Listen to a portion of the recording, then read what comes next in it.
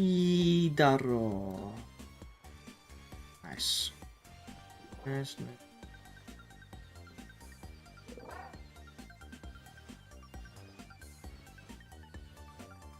Close enough. Alright.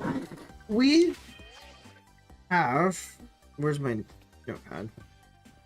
We have 266 eggs. Apparently when I was counting them. So we got another 9 boxes-ish. But we will be 82 eggs over 1,000 once we hatch all of them. So hopefully we can get a shiny this time. Cause honestly, it's my hope of getting a shiny is dwindling right now. But I would like to believe that we can get 1,000, or we can get one shiny. Oh, they started before 1,000 eggs. Let's see, 8 minus 82. 3, 6. 9 minus 8. Right, 9 minus 8. And we're missing what, 5 slots? Probably close around the end of the 5th box. No. No, closer to the end of the 6th box. Then we'll hit 1,000 eggs. So hopefully... we can find at least one shiny. It honestly feels quite weird that there's like such a stark difference between catching shinies and hatching shinies. With catching shinies, it's like we finished it within the day, right? The entire line, but hatching shinies, it is quite rough, even with a foreign ditto.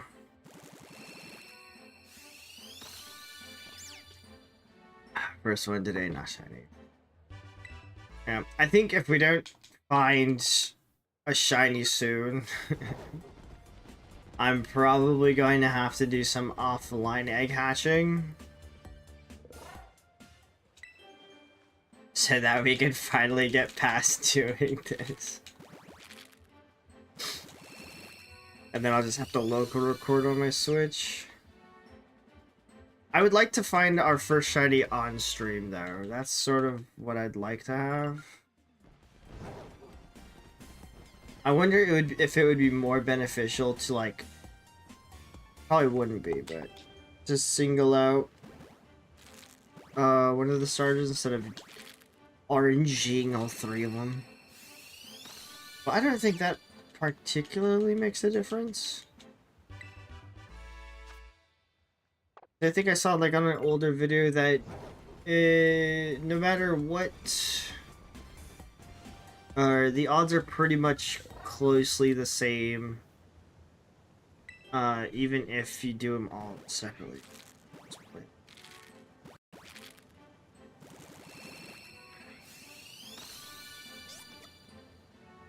Quixley. So I'm at least hoping for our first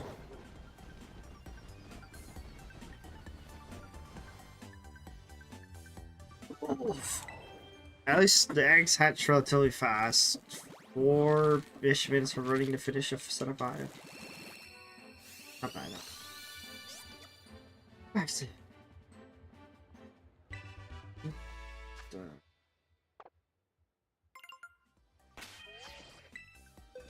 The other thing I need to do, I need to make sure I pack my Pokemon bag for tomorrow. Because tomorrow I'm going back to my local so I can play again. I haven't played since the week before Sacramento, the weekend before Sacramento. So it feels like it's been a long time since I've actually played at my local. Relatively it has. What's going on, Izori? How are you?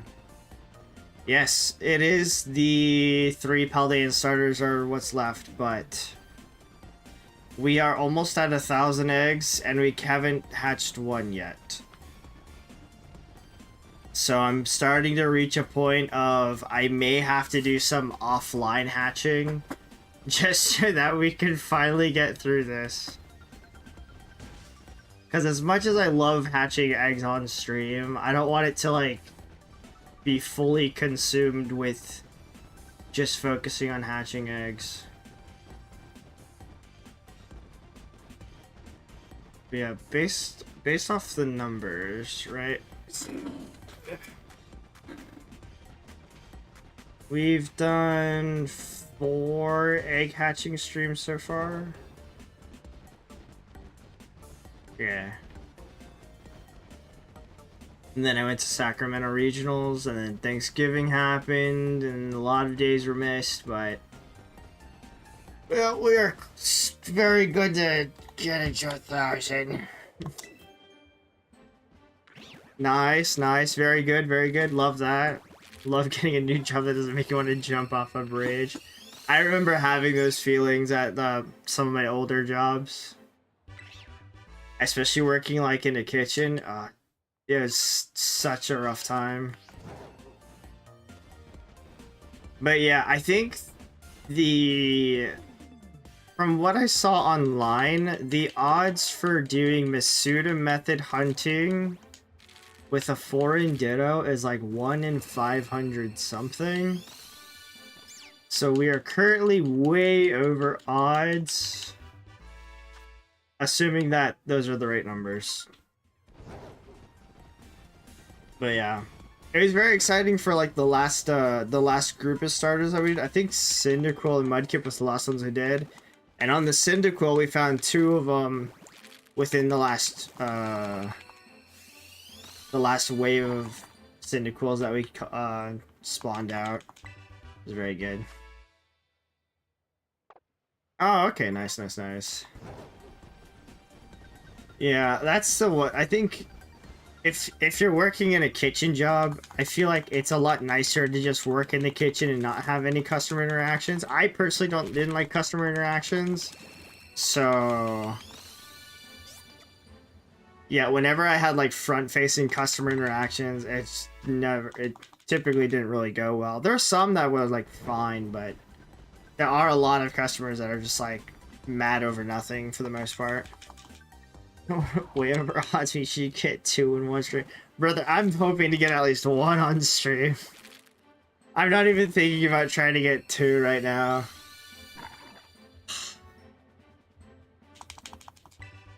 But yeah, I just want to at least get 1 so I can just at least know that I'm doing something right and I'm just like not messing something up.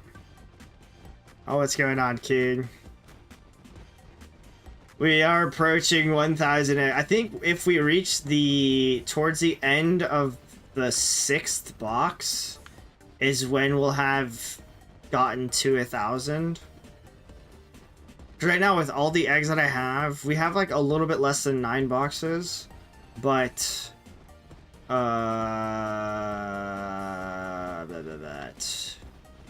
after I hatch all of them, we'll be at 1,082. So I went through like all the old VODs that I did with our egg hatching streams, and I like counted based off the boxes and how much I hatched per stream. But yeah, after today, if we don't find a shiny, like if we don't find one, if we don't find one, okay. If we don't find one, then I will probably be like considering doing offline egg hatching. Because I think, so here's what I'm thinking, right? We have a lot of other shinies to get to, but I want to find at least the first shiny on stream. I can always fake the reaction that I can find the first shiny if I find it offline, but that's no fun. So, if we don't find a shiny within, let's say, I got, sheesh. We've got a Christmas party this weekend. So next Monday, that's the target I'm going to set it for. If we don't find, well, probably not going to hatch it. Oh, I might. Okay. If we don't find a single shiny Paldean starter on Monday, which will be the next time I stream after today, and based off the numbers of eggs that I typically get, we should be at like 1,300 by Monday. If we don't find a single shiny on Monday during that stream with the Paldean starters, I'm probably going to do some offline egg hatching and just trying to just finish them, because we are going way over odds, and I still need to do a whole lot of Pokemon before we get to do like evolutions in January. Realistically though, the set, the Japanese version of the set comes out tomorrow, which I'm excited because I pre-ordered like a small little booster box of it. I kind of wish I got more, but still very excited, so I'm going to be waiting for that to come in the mail. And whenever that comes in the mail, then we get to open that. Let's go knocking enters. It's so funny. You both just basically typed the same message, except King has an exclamation point at the end of his.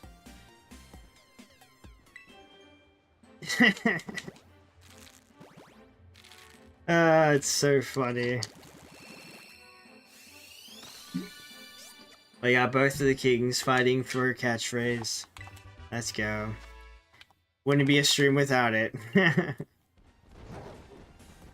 But yeah, that's probably gonna be the plan, because we are December 5th. By Monday, it'll be what? December freaking 6, 7, 8, 9? 9. December 9th. Yeah. So December 9th, if we don't find any shiny Paldean starters, then I'm gonna do some offline hatching, because at this point, if it takes 1,300 eggs just to get one, imagine how long it's going to take to get 3 of each of them. I'm looking at, what, 26, 40, 200 eggs for one line. Assuming that I get it all within the same... And some of them I could get lucky on. We're definitely due for hatching at least 1, maybe 2 during a stream, but based off our performance so far, it's getting rough. What day is the 12th? Well, if the 9th is the Monday, 10th, 11th, 12th is the Thursday.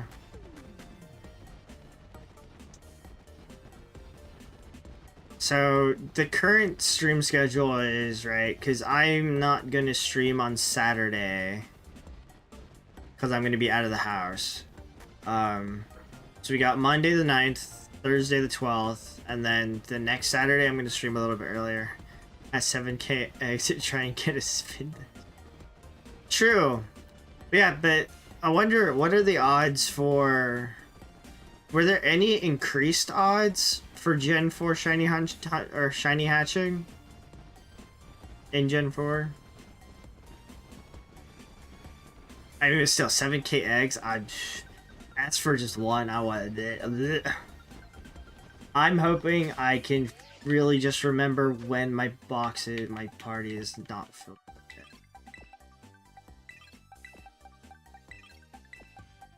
I hope it doesn't take me that long to get some of the other shinies. Plus, a lot of the other shinies we are also going to look to playing Let's Go Eevee, which I need to refigure out how to play. Legends Arceus or Pokemon Sword, because I don't have Shield. Guided Trade, I think that was the method. Okay. Actually, I don't know a lot of the older hatching generation shinies, like the methods for hatching shinies because I never bred. Nice, let's go, King. We're getting to that old age. You're gonna catch up to me. Nice, Zacian's pretty lit. Love Zacian.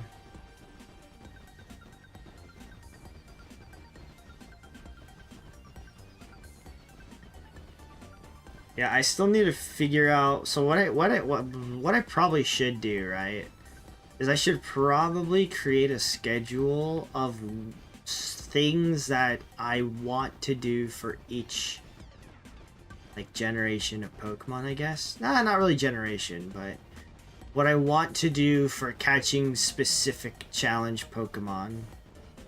It's like the original 151 in Let's Go Eevee, I think is probably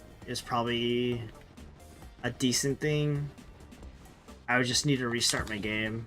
Just fine, because I don't think there's anything really I did in that game, but I can probably look. Anything I want to save, just throw it in Pokemon Home. Nice, regular Sprigatito. What else is there? BDSP, is there any particular shiny thing in BDSP? Brilliant Diamond, Shining Pearl? Oh, we have to get Arceus in that game. 12-12, nice. That's a nice time to match it. I was close to being 11-11, but we're a bit off. A bit too early. I will say though, I was supposed, well, I wasn't supposed, but I guess the doctor gave my mom a choice of when I should be born. And they were just like, oh yeah, you can either be born on Halloween or November the 2nd. And she chose November the 2nd. Pokeradar. Okay, yeah. I know, I've never done Pokeradar, but I've seen it, and I've seen how many people dislike it. I guess we can try to Pokerate, well, we could try to Pokeradar, but I don't know how to do it, and I just have to figure it out. Yeah, I at least know in BDSP, that's where we'll have to do Arceus resets. And I think we can do Giratina resets. I think. I don't know, I was watching a video and yeah, I was seeing that those were the more realistic, I guess, ways that people were shiny hunting those ones. It's less annoying in the remakes, really. I thought I saw something where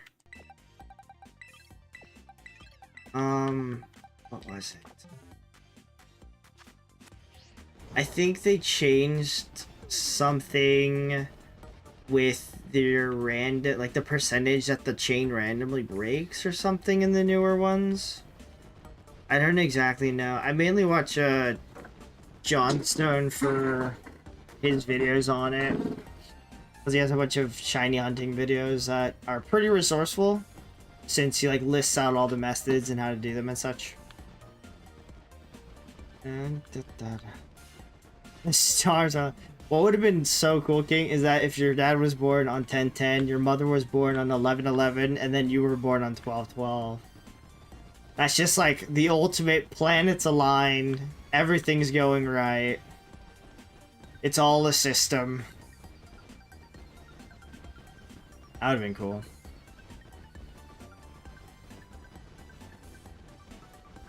Yeah, I don't think I know anybody that's actually got like that kind of matching dates.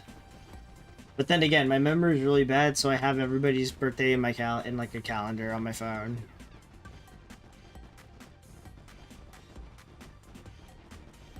What other games? But let's go Pokemon Sword. We're gonna do Isle of Armor. Arceus. We can shiny hunt whatever we want in there. I just need to get 100% Pokedex. And then BDSP, Arceus, and Tina for now. Oh, 11-1. She's just missing a 1. It's just that single one.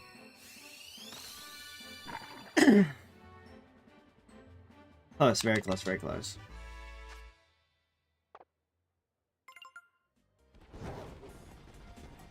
But, let me see.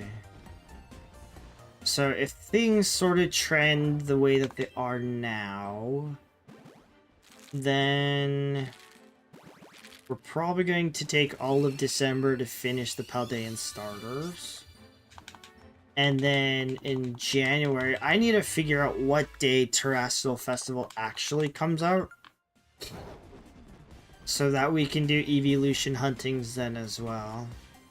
Or not Terrestrial, Prismatic Evolutions. Say Prismatic Evolution release. January 7th. Okay, so mid-January is when Prismatic Evolutions releases. Jesus Christ. Oh, it's already what a time to have a birthday. It's definitely a rememberable date. Definitely rememberable.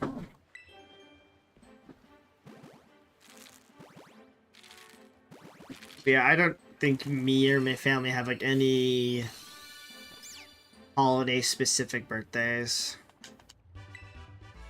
Nice, that's how it is.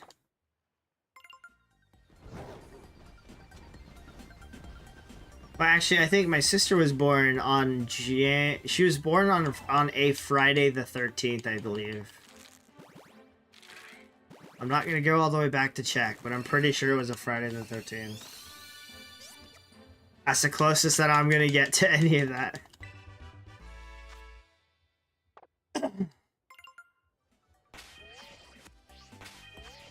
That's crazy when you think about it, like a lot of it's just random dates.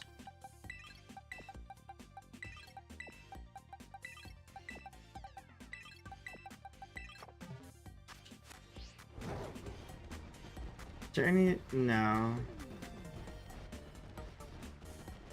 Yeah, all of us, we have like dates around holidays and such, but nothing on a specific one. I'm probably the closest since Halloween's on the 31st and my birthday's on November 2nd. That's the closest that me and my friends are gonna get. Oops.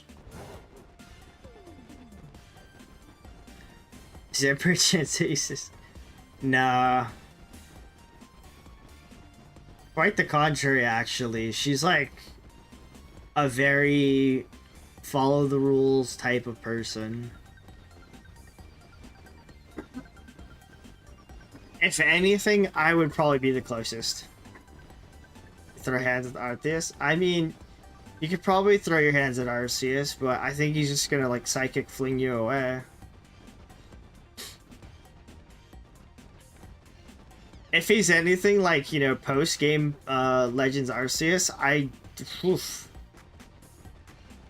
I'd wish you luck, because I haven't gotten that far. I didn't bother doing the rest of the story. But based off the fight that I saw, man's dropping meteors everywhere. Arceus is cooked. Okay. If you guys believe in him, then by all means, but I think Arceus is kind of OP. Especially if you're gonna go barehanded against him, that's oof. It's gonna be a long and drawn out fight though, I'll tell you that. Unless you give him like a solid one punch, you know. Give him the old one punch man punch, and then he's cooked.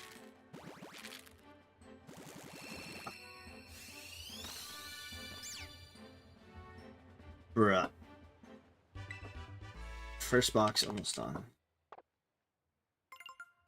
This isn't looking very good. Although we are 1 out of 9 boxes in, so we have plenty of time.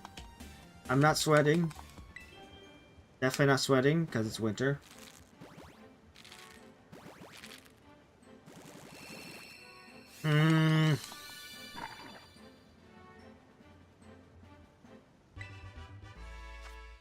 Yeah, If we don't hatch a shiny before, or at least on Monday, I'm gonna not do anything that takes effort. These hands can do super effective damage. Alright, I believe you, I believe you. Believe in the me that believes in you.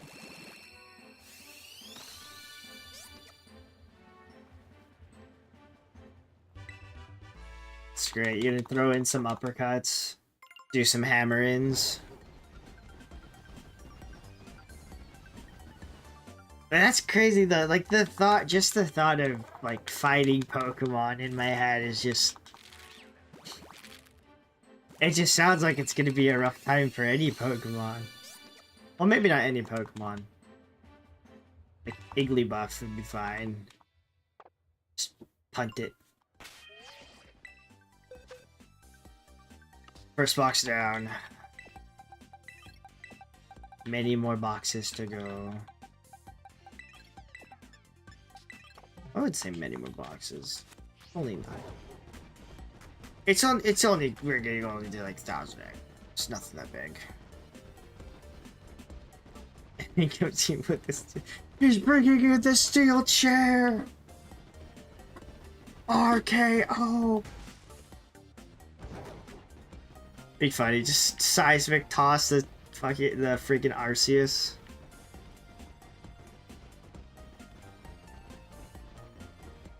That'll be a fight to pay for. It's like the underground Pokemon fighting ring. Instead of like Pokemon fighting each other, it's just fighters from around the world fighting Pokemon.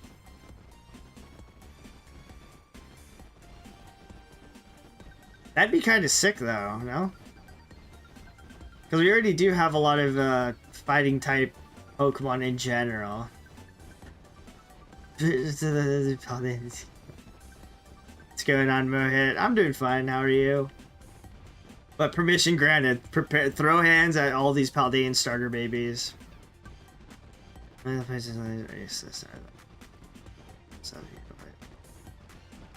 I mean, honestly, I feel like the plates in general are pretty useless, in my opinion, for majority of games. But like even in like a lot of the older games, like I never really. There's always like a better item to use with your Pokemon rather than using a plate. Well, I actually shouldn't say anything because I don't know anything about Pokemon tactics and all that. Well, I'd rather you smack them to make them shiny. Smack them with shininess. That's what we need. Just get a handful of glitter and just bop them right in the side of the head. Make them believe that they are shiny, so that they can hatch as a shiny. Dang it. That would have been such a cold moment if this was a shiny.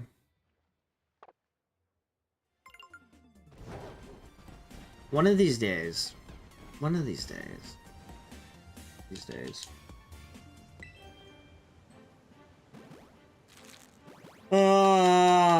I should probably get a calendar.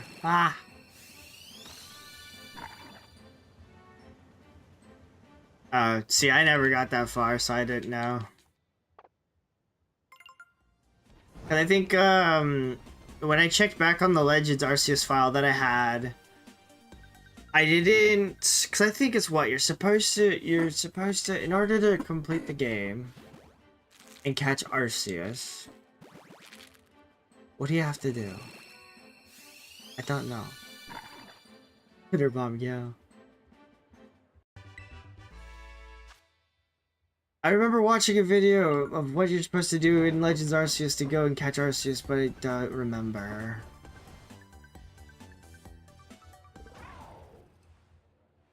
Best viewers on Star.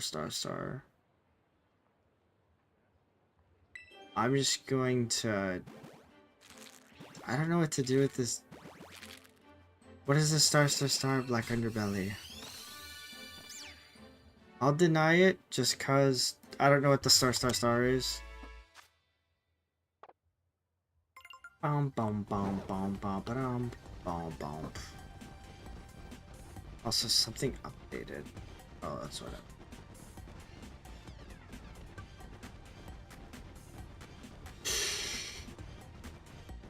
Imagine you take the small glitter bombs from Legends Arceus, the little pouches that they use. Just chuck them all at them. Multiple star. That's also probably what I want to see and try out, but I don't know how much it would help. I started you one, but maybe 2 instead of 3. Because that's initially I was thinking if it would help if I only did 1 at a time. But I think when I saw a video on it, and I think when they did like their test of X amount of eggs, it didn't really show. I don't have any eggs anyway. It didn't show any drastic difference when it came to it. But I also don't mind like trying that out. I think what I want to do is maybe start with Fuecoco, since that's my initial starter, and just work on them 1 at a time, just so we can get X amount of eggs of each individual one.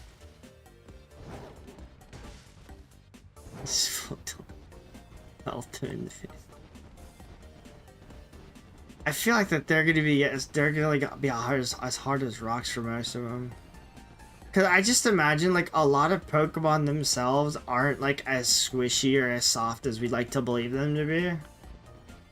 I'd like to believe that majority of them have like thick skin. And my hands are very delicate, as you know, I am old. Falcon Palms. I played soccer for 13 years, so I'm more of a Falcon Kick type of character. I am a full believer in Falcon Kick.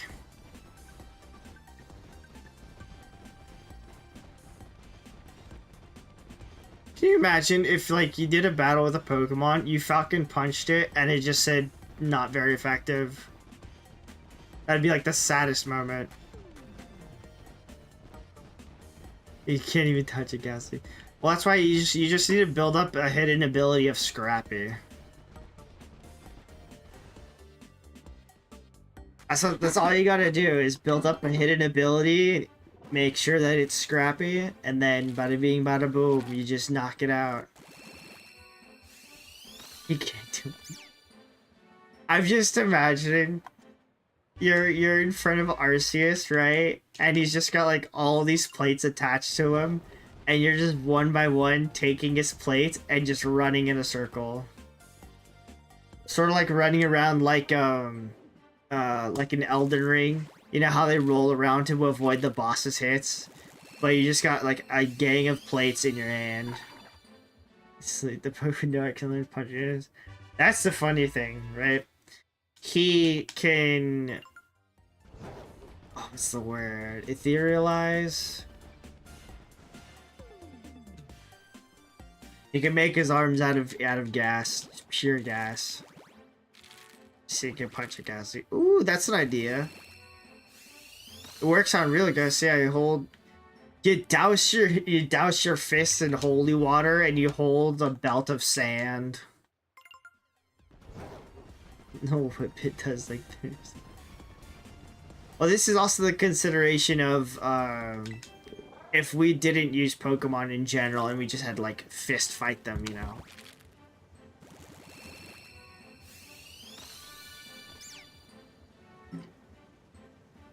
So I think the consideration is, what would we need to do in order to just like be able to inflict our physical damage to the different types of Pokemon?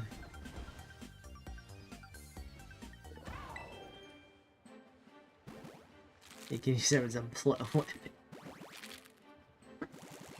Just chuck the plates at Arceus, force it to change types, and then use a super effective typing against it. Well, realistically, or for Ghastly, what you can do is you can go full like Luigi's Mansion on it and just use a vacuum.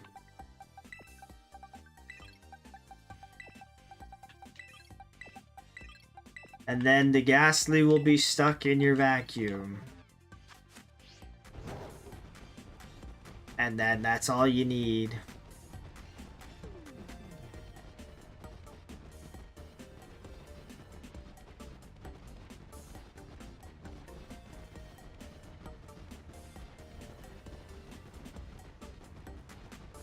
Although, if it's anything like the Pokemon episode that came out with Ghastly, Gengar, and Haunter, they're probably just gonna take your ghostly form and then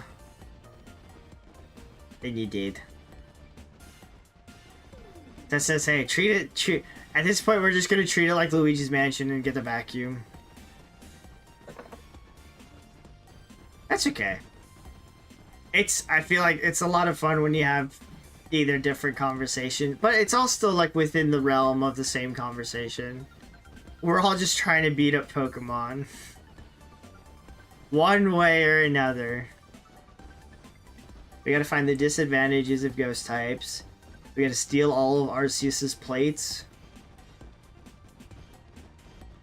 And then we're just gotta Falcon Punch Pokemon. It's all in the same realm of conversation. There's just different focal points.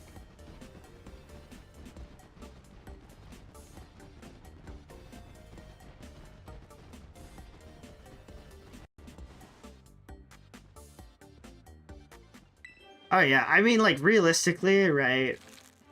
I feel like the optimal one would be what, Excelgor? No, that's not the right one. Freaking shiny sword. What's it called? Evolve, dual blade evolution. Forgot its name. Aegis Slash. That's what it is. Don't get yourself. That's all you gotta do. Just get Aegis Slash. Don't let your soul get possessed, and you're solid. You're straight.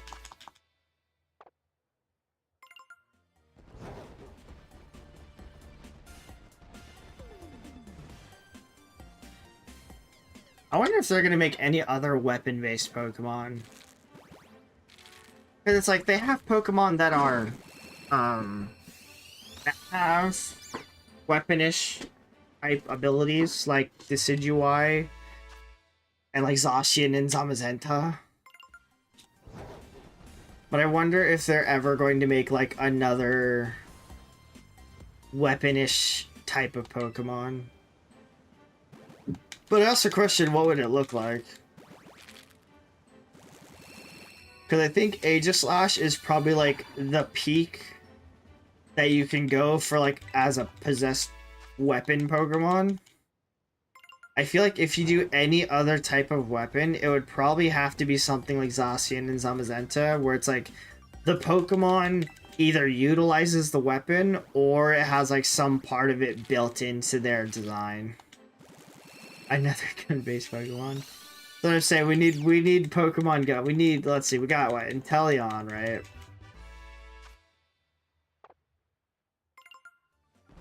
I wonder what they can do with it. Yes, that is also true. Genesect has a weapon built into it. But it's also the same with Blastoise, right? Because Blastoise has like the double barrel cannons that he uses his Hydro Bump with. But that's what I'm saying. It's like, I don't know if they can like make a just weapon-based Pokemon. I feel like if they did, they would probably have to do it the same with like all the ones that we were just listing, where it has to be like a Pokemon that has a modern-ish type weapon on it, as opposed to being a weapon itself.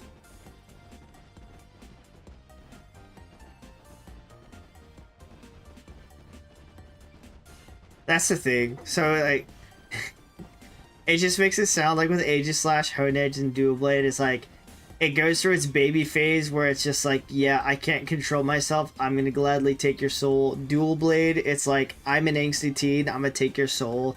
Aegislash, it's like old and it's just like, yeah, as long as I like you, we can work together. But anything else, I'm gonna take your soul.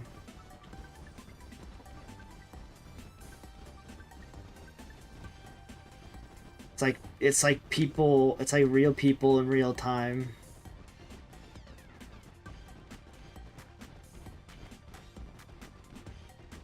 Yeah, I'm trying to think in my head what would a Pokemon design be if or at least what weapon would they be able to use for like a modern Gen 10 Pokemon.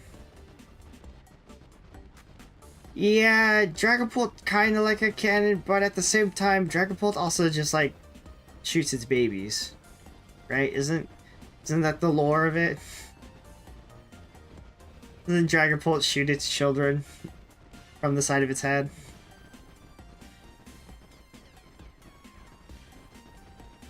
You can't just I just show what this.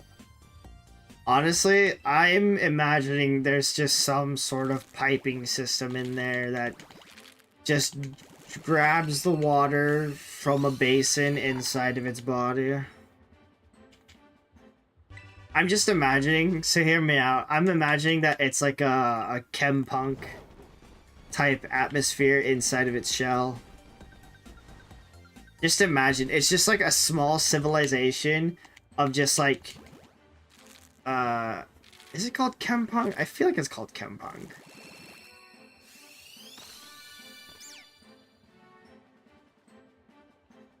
Is it called chempunk? Yeah, yeah, I'm running into a child. That's not how you spell it.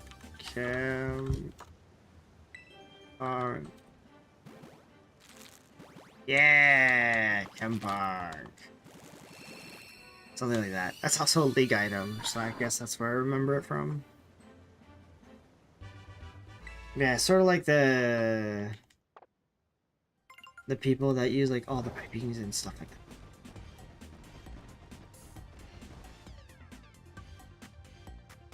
Samurai Edge swords would be good as well. Yeah, but that's why I feel like if they were to like make another weapon type Pokemon, it would probably be something along the lines of those ones and not really like Aegislash or like Edge or Dual Blade. Yes.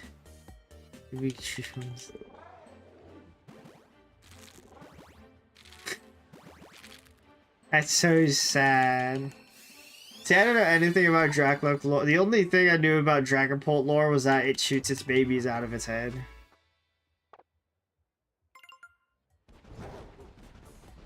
And the only other thing I know is that they played in the TCG. Reminds me, at some point later tonight, I need to rebuild a TCG deck for tomorrow. Oh, these Sprititos.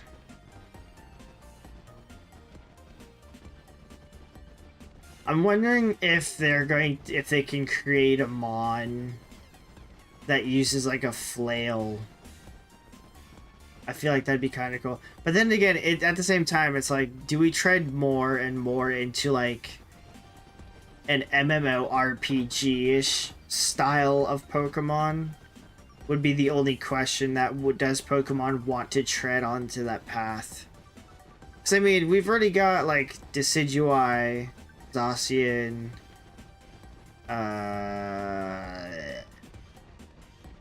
what's its face?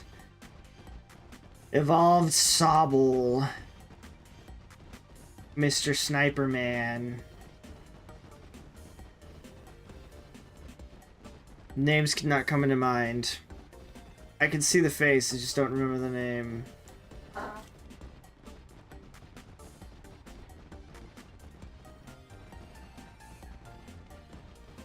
With a spiky ball tail. I can imagine something like that, but yeah, I think for that one it'd probably like tread more on the line of like Tyrantrum type-ish Pokemon, like Cranidos. Be like a spiny dinosaur.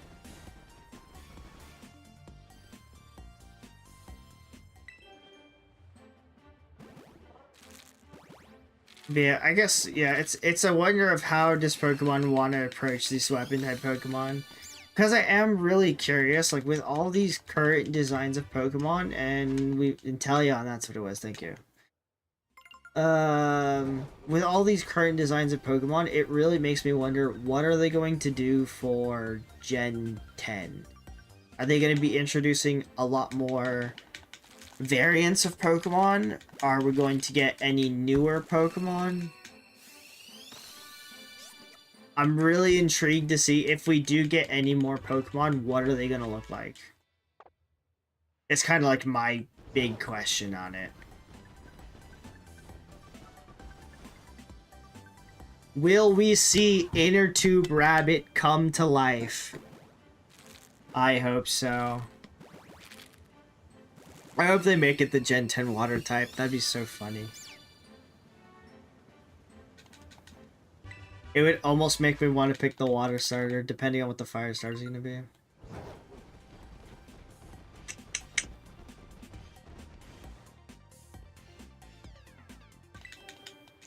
Yeah, I mean, I feel like for a lot of Pokemon, you can sort of treat it like a Monster Hunter-ish type of way, where you could realistically hunt them and get materials from them. Sort of like how we get materials from them now in the game, but we use it to make TMs. We can make weapons. If they'll stop making whole new dexes. Yeah, that's also a question that I've been having.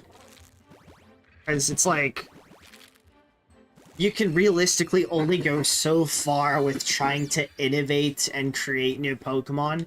At what point does Pokemon be like, hey, we're not going to create any more new Pokemon? Or we don't have, like, the inspiration to create new Mons. Excuse me.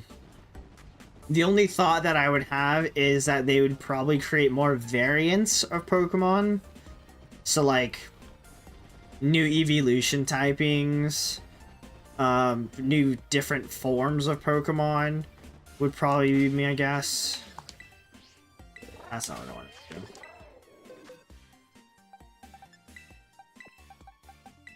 But I'm sure that there's still, like, a lot of different creations that Pokemon can do in order to create newer Pokemon. I think it's just a matter of when.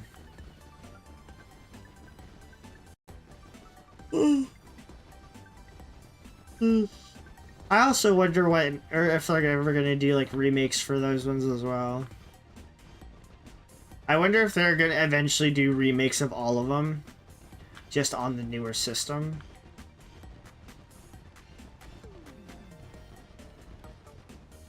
Because I'm assuming that with all the newer stuff, they're probably gonna wait till like the Switch 2 is officially released.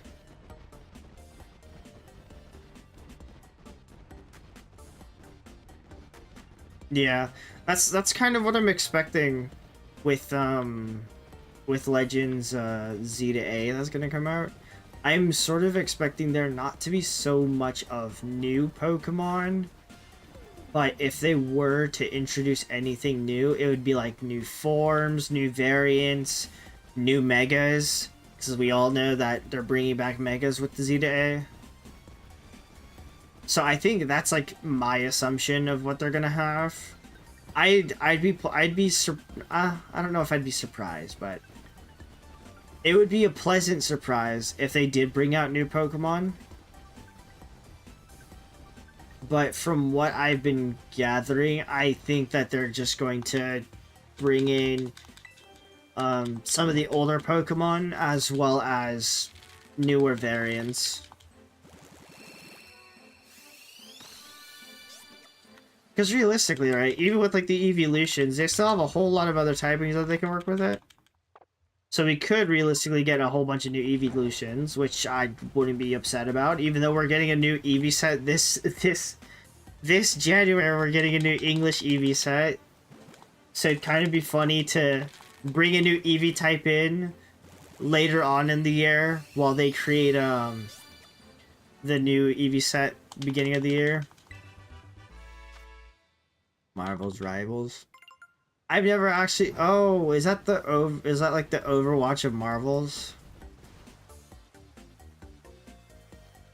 Like Marvel Overwatch. I haven't bothered looking at it because I'm kind of indifferent about Marvel, I guess. I'm kind of indifferent about superheroes in general. But that's just because I don't really watch a lot of TV or shows. I mostly just watch anime.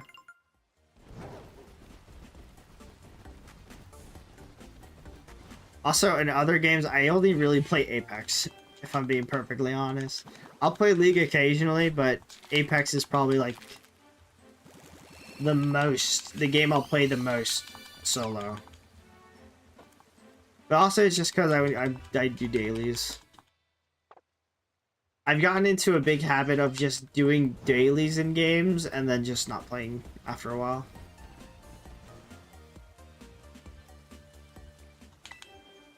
Like a Pokemon fighting game like the anime. I would like to see a more like fleshed out Pokken tournament style of game. Cause I really did enjoy Pokken tournament. But I did feel like that the game sort of like flopped. Or at least Pokken Tournament was like a nice arcade-ish style type of game.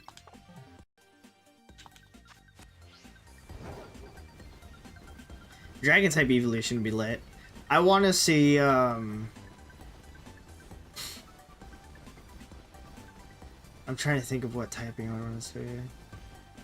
I think steel typing would be cool. Also fighting typing would be pretty sick evolution.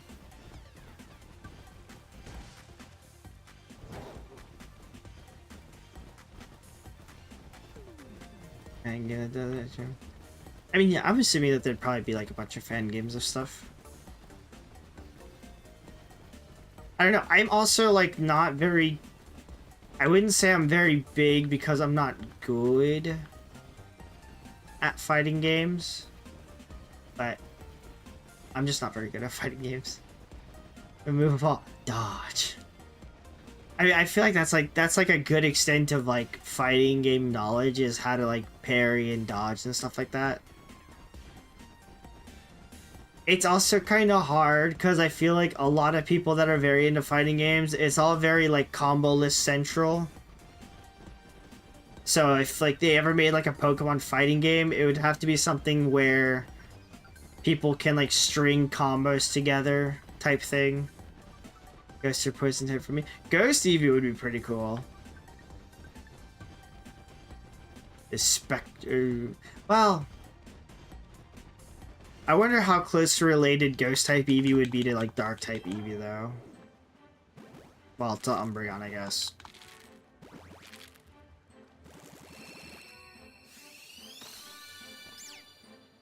I feel like a good, solid Ghost type Eevee would sort of almost have the look of a mix of Umbreon and Espeon.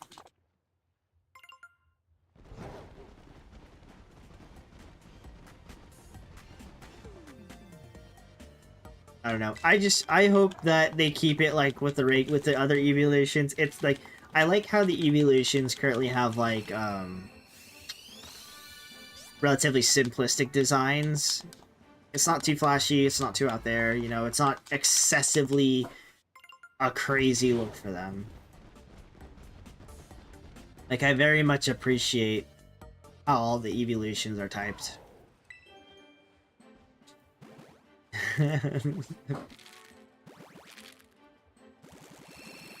Ghost type evolution doesn't evolve unless the Eevee faints 10 times.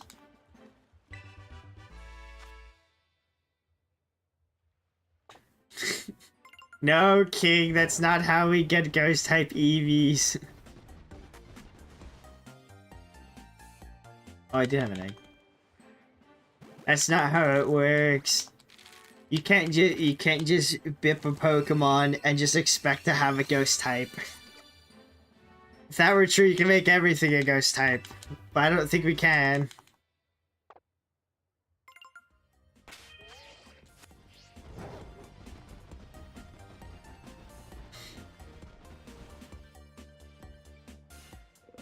That would be interesting.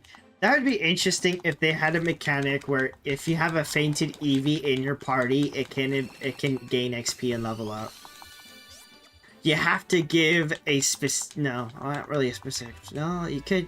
Well, you could do a specific stone. That would be interesting to see if, like, you had to do something specifically with a fainted Eevee in your party. Who shot you? See, Trevenant didn't get shot. It's a matter of who carved their name into Trevenant's tree to anger it.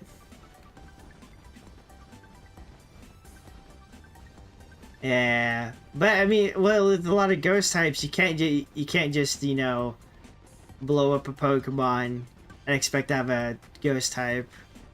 That's what I was thinking, Duststone, but I'm trying to think if there's like any different one that we could use. If there's any other like more ghostish type item that they could have.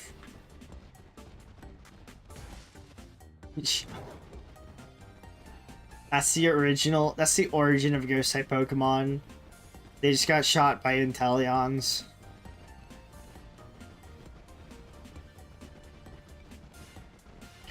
But I think that'd be a cool mechanic to just like evolve a fainted Eevee in your party somehow. Give it some sort of item. Or if we really want to resort to using as Dusk Zone, that also kind of makes sense. What kind? Well, actually, hang on. You get enough explosion. I don't know if we could solve all the mysteries of the universe that way. Let's see, what kind of stones we got in here? Oh, Dust Stone. Yeah, this is the image I had in my head, but this is the one I wanted to talk about, yeah. Yeah, that makes sense.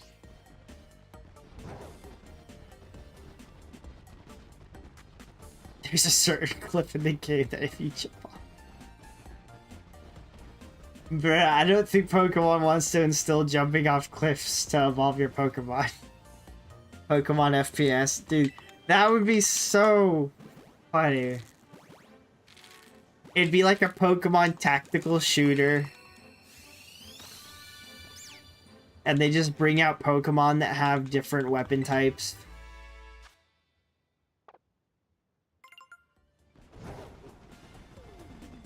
Let me get too much eternity. Yeah, that's the tough part about friendship evolutions. You have to get it. You have to get it right timing and all that other kind of stuff. Just funny. I actually don't know how to like specifically get the evolutions. I just catch them in the overworld.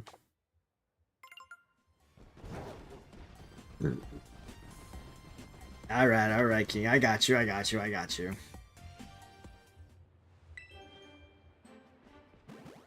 But I fear that if you blow up a Pokemon, there's nothing left for it to be a ghost type with. Its spectral form is just going to fly away. It won't even know what happened. Who doesn't want to see a Pikachu with a bazooka? I think it'd be funnier to see a Pichu with a bazooka, though. It'd be funnier to see a Pichu with a bazooka launching Igglybuffs. We could have Pirate Pikachu.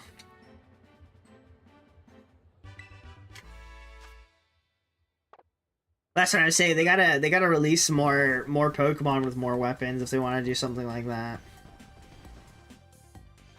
You imagine Pokemon FPS. We got Decidueye with a bow and arrow. We got Inteleon with an actual like sniper. We got Zacian with a sword. Zamazenta can be a tank. I had another one in my head, but I freaking forgot. Speed the gym with more C4. Yeah, that's also the other thing I don't like is like when they hide stats. It's like you have to guess how much you need. Dude, Pichu with the bazooka would be funny. Can you imagine like being in this type of era and being like, yep, I've got a whole lot of C4 load up around this gym, give me the badge or the building goes down. That'd be crazy. If you can't beat them in battle, you break down their gym. Sad.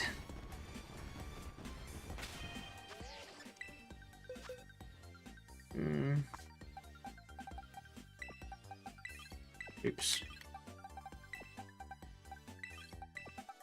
Pokemon FPS would be fun. I would 100% try it. It would definitely be a fun game to try.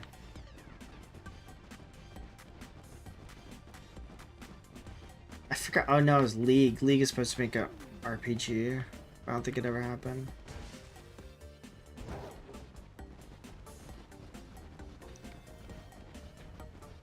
That's cute. Yeah, why wouldn't that be a thing? I mean, in the Safari Zone, you can throw rocks at Pokemon. Ready to drop the sun on some of the 3 different yeah, but I'm imagining more of how scary it would be to have like all the larger Pokemon in real life.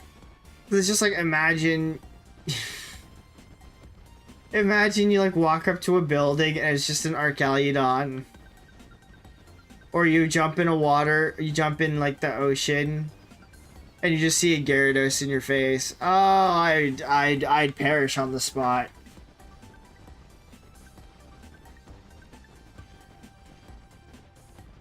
I guess the easiest thing that you can do is if any like threatening Pokemon jump in front of you, you can throw a Pokeball at it and then run.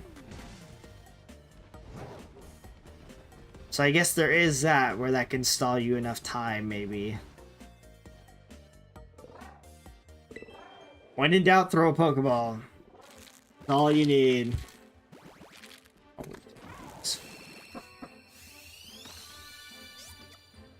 Bruh.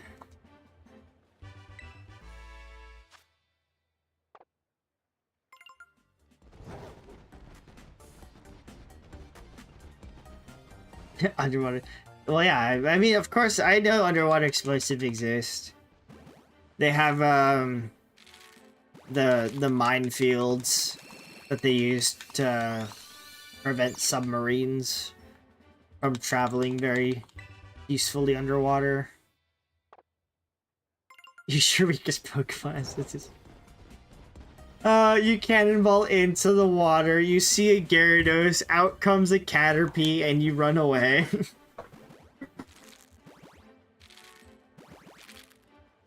Go, Caterpie. It was nice knowing you while you were level 5. Oh, that would be a horror. That's also the other thing. It's like, would today's animals not exist, and we would have to use Pokemon animals to compensate? Starting to get really weird.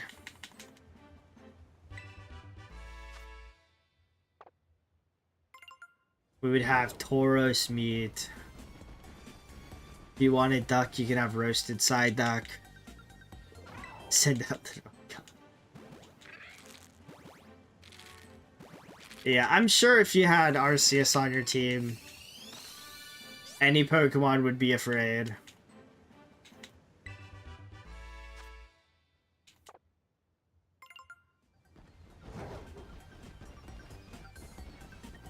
It'd still be terrifying, though. I'd be scared.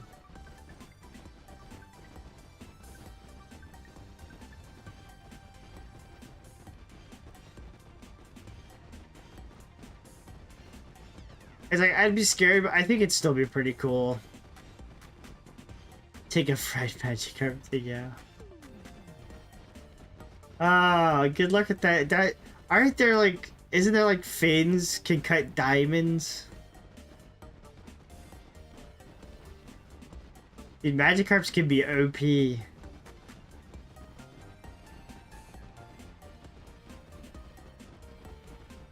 I'm just imagining like Tauros skewers. Ah, that'd be good. We'd have Toro skewers, Miltank. You'd actually have Moo Moo Milk. But we can also have grilled Miltank.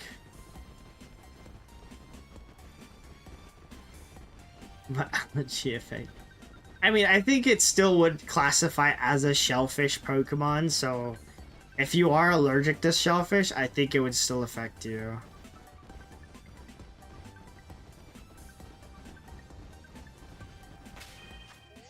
Gosh, I have no Pokemon. Or no eggs in it. See, that's the only downside, right? Is that we would have to like 1-to-1 it with what we currently have in our actual system.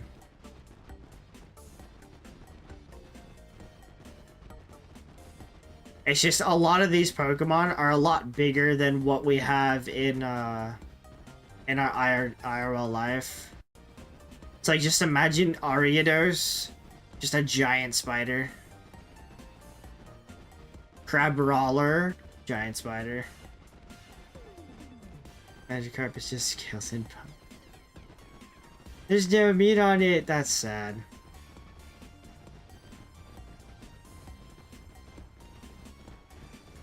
Alright, so I guess some Pokemon just wouldn't be viable options to try and eat.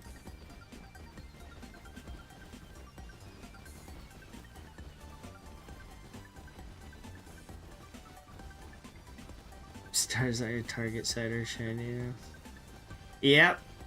I always made sure to have like the shiny targets on the side, and they are just slightly lighter than their regular variants. Makes all the problems go away. I mean, realistically, even if it's all bones, yes, you could just fry it up and then just gnaw on the bone, I guess. If that's what you really want, by all means. See, yeah, I'd rather them make shinies that are like very different colors than the regular ones. Caterpillar. And move dog to fight the Pokemon then. But see, it's like your dog would be like a Growlithe or Arcanine-ish type Pokemon, or like Houndour, Mightyena. Frickin' even Zamazenta or Zacian, depending on what type of dog you got. Either that or, oh, we would be able to have fried dosh buns. Oh. Fried dosh buns. Now that's an idea.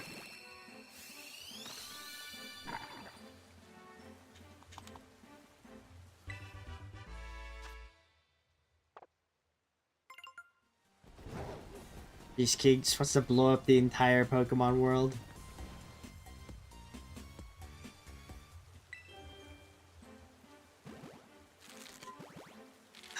Explosions! Explosions everywhere!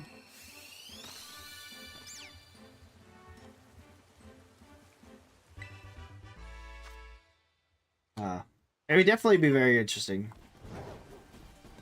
Dude, yeah, Mega Houndoom is sick. It would be like the most badass dog that you would have, that you could get. I really hope they put Mega Houndoom into the next game, because I would want me a Mega Houndoom. And a Mega Blaziken.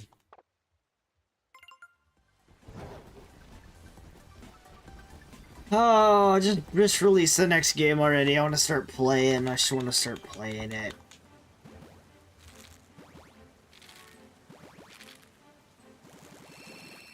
His nails are on fire. That's fine. You would either have some fire repellent stuff, or you would treat it, or it could be treated like a Ponyta Rapidash. Because Ponyta Rapidash trusted Ash, he was able to ride on it and not get burned. It's one of those types of things, you know. Your Pokemon trusts you, so you're not afflicted by whatever status they have.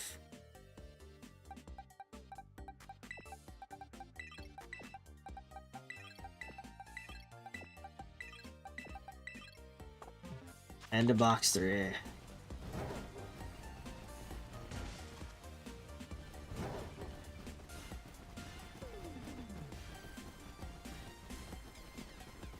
Dude, I love the mega designs. I wish I play. I know I say it every time. I wish I played the TCG back when they had megas. Because those cards look so cool.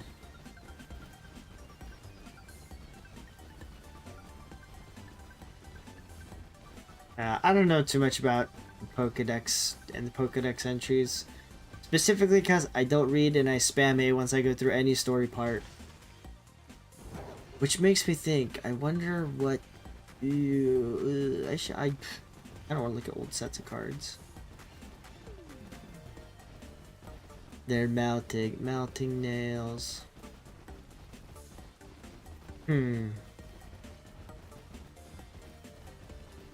That does sound like a problem. That indeed sounds like an issue. I wouldn't want to have melting Mega Houndoom nails on my carpet.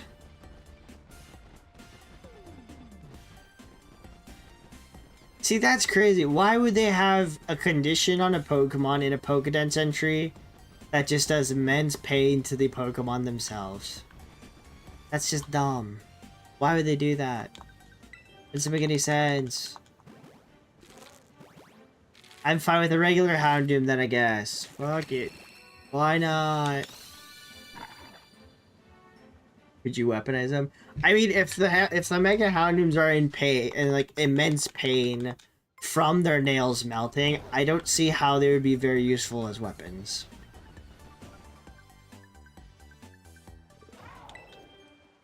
So what I'm hearing is that we shouldn't have Megas IRL.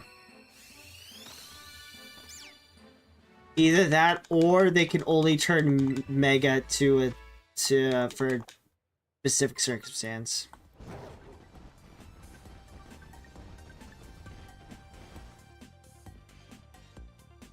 I don't know if I guess dependent on how the Pokemon Dex entry, the Pokédex entry has it, if the Pokemon is like suffering throughout it, then I guess it should be treated as how it would be the same, like where we would be on fire, I guess, but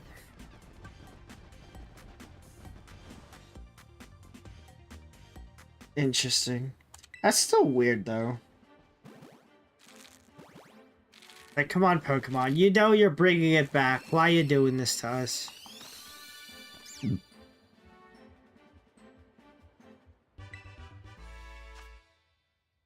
Plus, I think, what, Megalutions aren't, like, permanent, right? They only last X amount of time.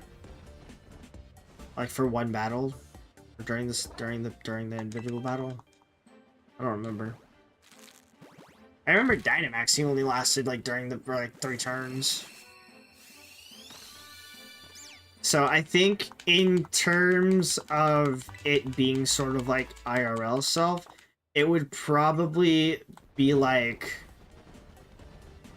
I don't know, a dopamine rush for humans. Hello, Kenya, how are you? We're talking about on YouTube what would happen if Pokemon were real. And how to fight Arceus. Yeah, I think for Mega Evolutions, it would probably be along the same lines of like almost adrenaline rushing yourself.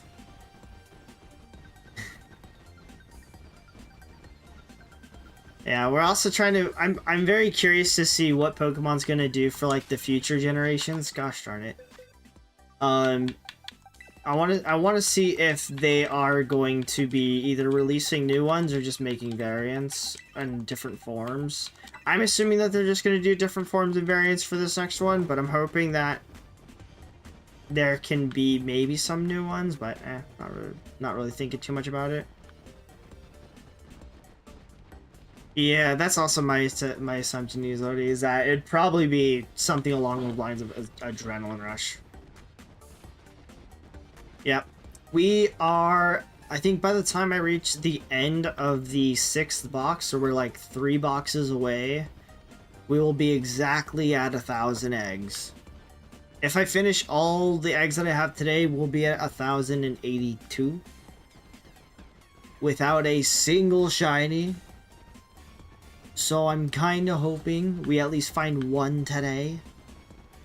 If we don't find one today, then I'm going to have to do some of this offline, and that's not going to be fun. You walk the log? Yeah, quite a bit. You know, we're walking in circles throughout this entire time. I will say it is a lot easier than trying to do this and play the TCG at the same time. My brain can focus on only putting eggs in the party now. Oops. I also spent I spent like 2 hours gathering like 266 eggs. That seems to be the estimate. Yeah, shinies can hatch from eggs. These ones specifically, so there's a specific method of shiny hunting with eggs. Is if you get a Ditto that's of a different language than in your current game, it gives you better odds to hatch shiny variation. So I have a Japanese Ditto in my game.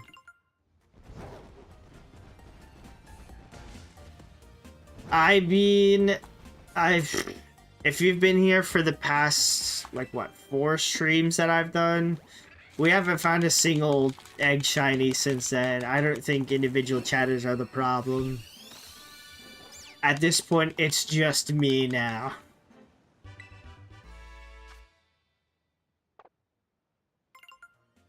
But it's nice to have everybody here, though, so we can at least conversate.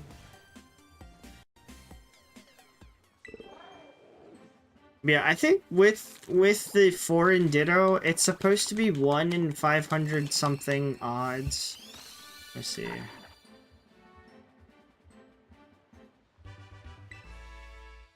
What are the odds of the pseudo method? So, because I have the shiny charm and I have a foreign Ditto, it's supposed to be 1 in 512. I mean, I'll blame Sprigatito. Look at that. So many Sprigatitos. We've hatched so many Sprigatitos compared to the other 2 starters that if Sprigatito, realistically, Sprigatito should be our first one, our first shiny one that we hatch, because we just hatched so many of them. But yeah, by the end of today, we'll be at over double odds. And then on Monday, what I'm planning to do is, on Monday, we're going to do this one more time before I resort to doing offline hunts. Or if we don't, well, I guess, yeah, even if we don't find if we find a shiny, then that'd be fantastic. If not, I still think I'm going to resort to doing shiny or offline shiny hunts anyways. Just because I don't want to be stuck for another, like, 2 months just trying to hatch all these eggs, you know?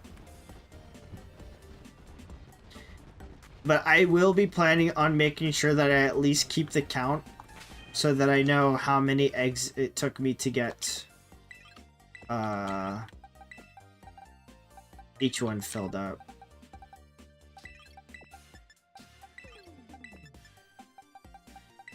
Because realistically, all I really do in my off time is either 1, play Apex, 2, watch anime, 3, doom scroll through YouTube,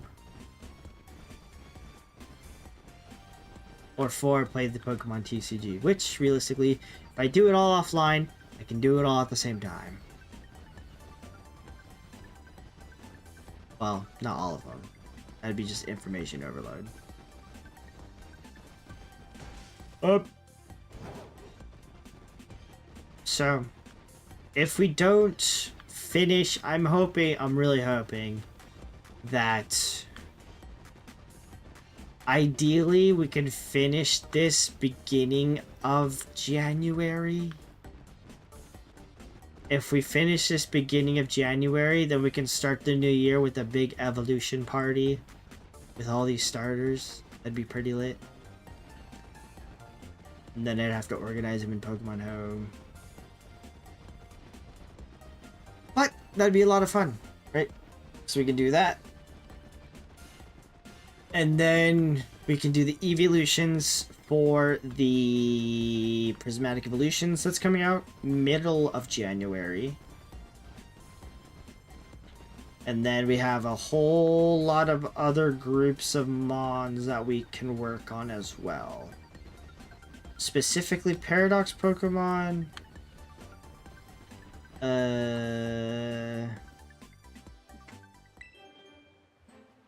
To work on other games before Z8 comes out. I should probably finish Pokemon Arceus before Z8 comes out. That is something I also have to do. Is work on my Legends Arceus. Oh, and then we have to do Dynamax Adventures at some point. By then, I hope we get a lot more information on Z to A. I think Pokemon Day is what, in February? So I'm hoping we get more Pokemon information by then. Regular Spaghetti now. Bro. Sprigatito, just be shiny for me. Just be shiny for me. Shine for me, Sprigatito. Shine for me!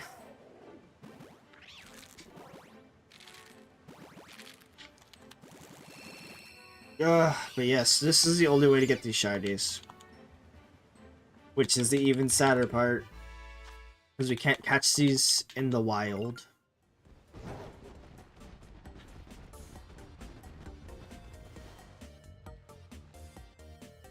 Which, if they hear my cries and plead, they'll make an update to the game where we can Blueberry Academy catch these in the somewhere in the terrarium.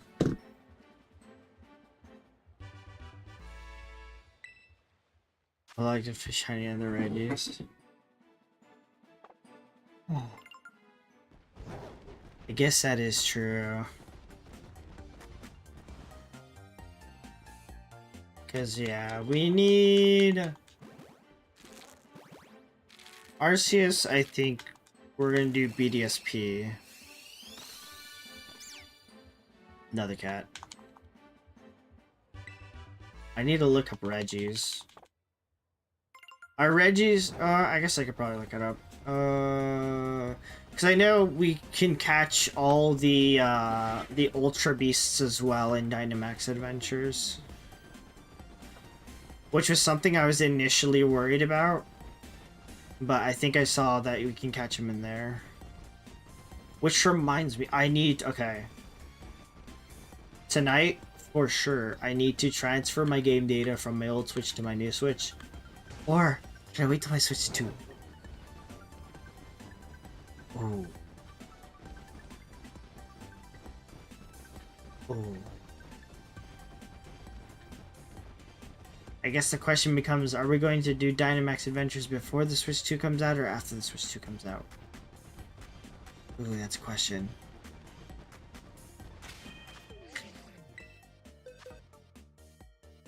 All these cats, man. All these cats.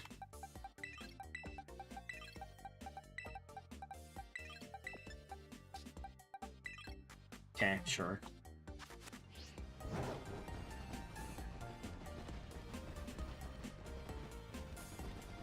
I think the Switch 2 is sort of speculated to come out in March of next year. I also need to plan out the new Eevee set because there's a lot of product coming out. And honestly, I feel like a lot of it's going to get scalped and overpriced at a certain point. So I need to make sure I get some in the initial drops. That's the thing I'm worried about the most, is that because there's a spread out in a lot of the newer products, I want to at least get one of each of them. Because I really do want to, like, get all the evolutions in the new set. Because despite what everybody else says, I like how they all look.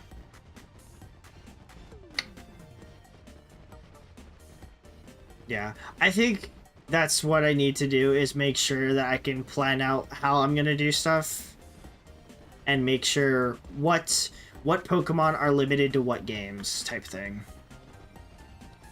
Because I think ultimately that's going to be the plan that I need to figure out is what Pokemon are restricted to what games, or is there an easier method in a specific game to catch specific Pokemon? Because I'd love, since I've never done Poke Radar, I'd love to try and learn how to do it. I think that'd be a lot of fun. Dynamax Adventures, I've never done it because I don't play online with other people. So, and I also never got the Isle of Armor, so that'd be a lot of fun to do.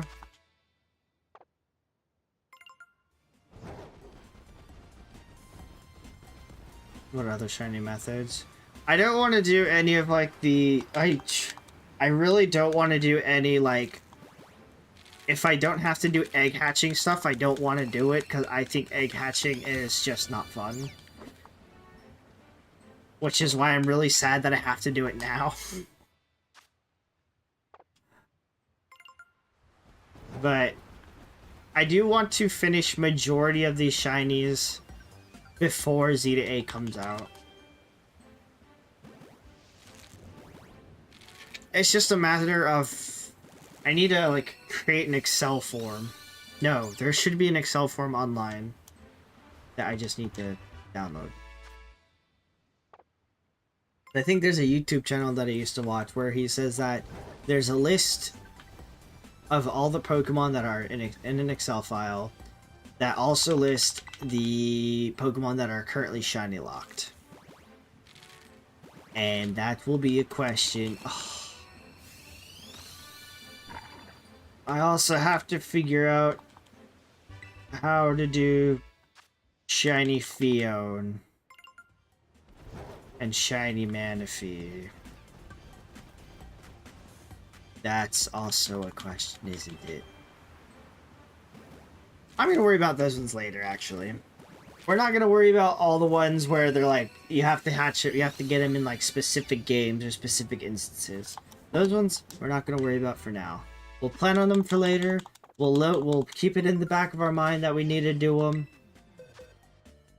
But we'll save them for like the end. That sounds like a better idea from a mental. All these cats, man! All these grass cats. I just need to figure out what groupings of Pokemon I want to do next. Because I definitely want to do evolutions. Like, I was thinking that we were going to finish these starters like during Thanksgiving. I was hoping I'd at least get one. But that's fine, because then we're just going to push doing Paradox Pokemon later. I still am procrastinating on my Pokemon Violet game anyways, so I need to make sure I finish that game so I can unlock Area 0 for it.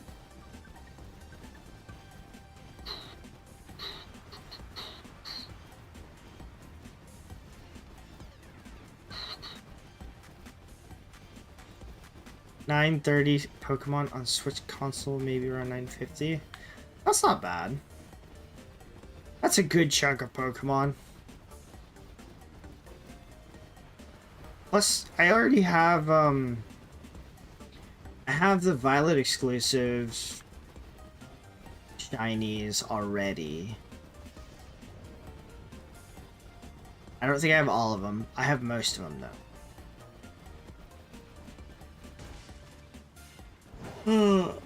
I just wonder how I'm going to try and phrase it, right? Because realistically, all of this has got to be done in a video style format, and I don't want it to be like too random, I guess. As straight character, do I pick the furry or the lolly? Whatever your heart desires, I guess.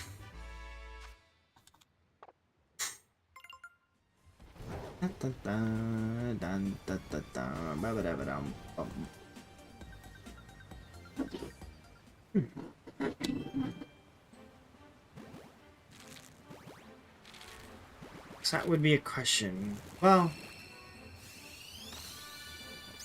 we still need to do all the 151 stuff and let's go, so that's fine. Those ones are covered. Majority of the legendaries and stuff is going to be in Pokemon Sword. Those are covered. BDSP. Arceus. And we can do some Poke Radar stuff. I just need to figure out which one I'm going to do. One of the next 10 will be shiny. If not, I'm going to bed. You just want to go to bed. Alright. We'll start your 10 from now. This one will be 10. We're counting down to 0. Well, what happens if one of them is a shiny? Are you not gonna go to bed? Is that the premise of it? I got 10. If one of these are shinies, then you can't go to bed. You're not helpful. I'm not meant to be helpful when it comes to summons. I would pick the furry. Not that I am a furry. 9. It depends on the look, and it also depends on their power level. Is their power level absolutely broken? Would be the question of the day. Dang it, Sprigatito's, man. Sick, keep doodling. Well, I'm glad that you're at least being productive. Oh. Counting 9. Honestly, I don't know why, but I've just been so tired for like the past week. Like this week has just been exhausting. Sleep easy. Only the weeks you. Well, I'm weak. I need sleep. I don't know what has happened like this past week where I've just been like super tired.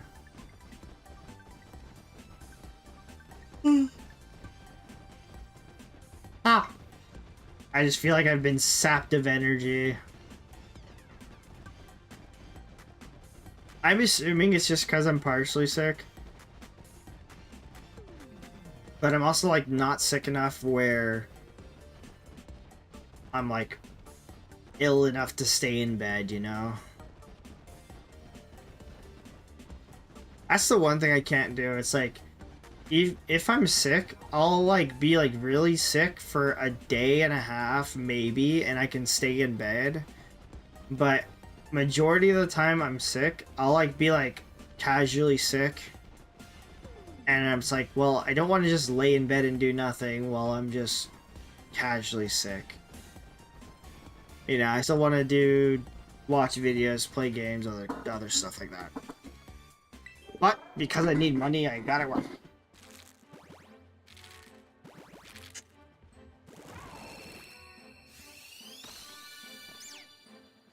This one's 8. Another grass cat. Congratulations, me. Oh, that reminds me.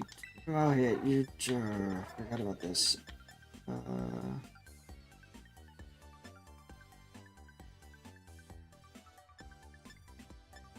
What was there we go.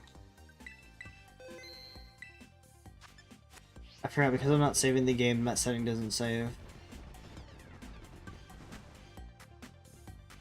Alright, number 7. Go.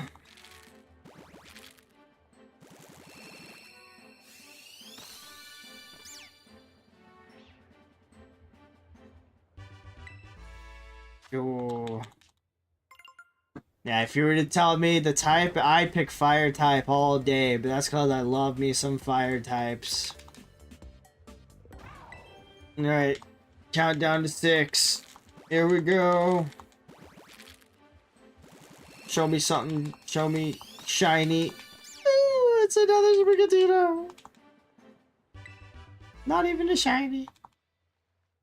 My goodness gracious. That's what I'm saying. Look at all these Sprigatitos, man. Every time we hatch all these eggs, it's always a ton of Sprigatitos. The levitate I did. It's a ghost type, it got shot. Number 5. It's another cat. Okay. This is what I'm saying. If we don't find a shiny Sprigatito as our first shiny, I'll be like sadly disappointed. And I'll be hoping it's a Fuecoco, if anything. Think about this is 4. Oh my god. It's another cat.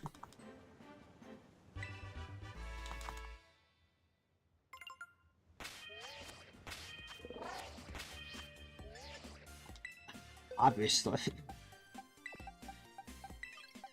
As you can see, my Ditto has a preference.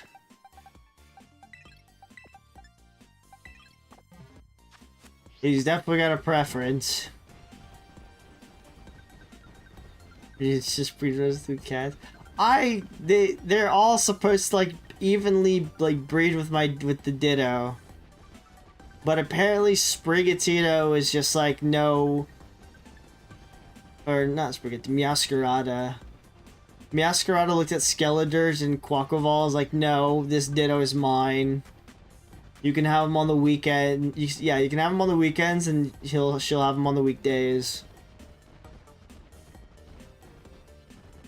It's crazy, really.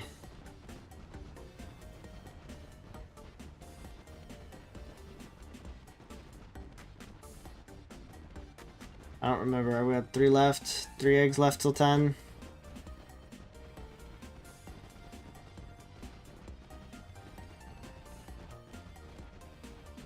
That's what I was saying. It's all mostly cats, and then the other 2 is just the actual 50-50. Let's say we got grass cat. Well, at this point we can make probably a couple boxes of grass cat.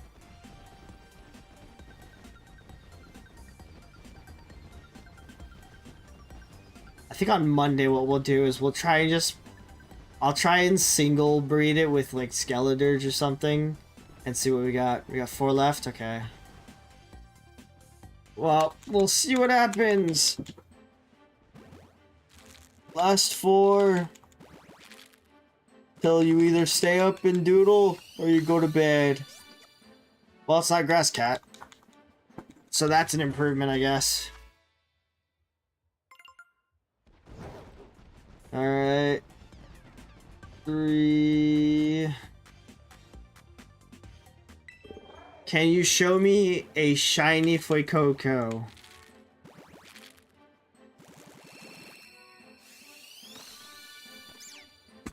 Back to grass cats.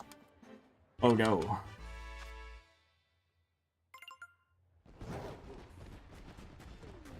Two more.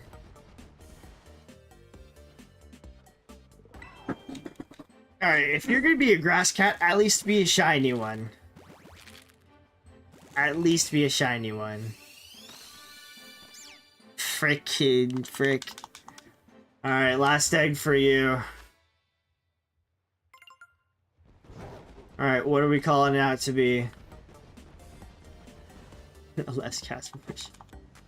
Let's say my 4. I feel like my 4 in Ditto is defective. I need to get a new one. Yeah, well, the army grows. The army of grass cats. Well, that was 10. Unfortunately, Izodi, it's time for bed.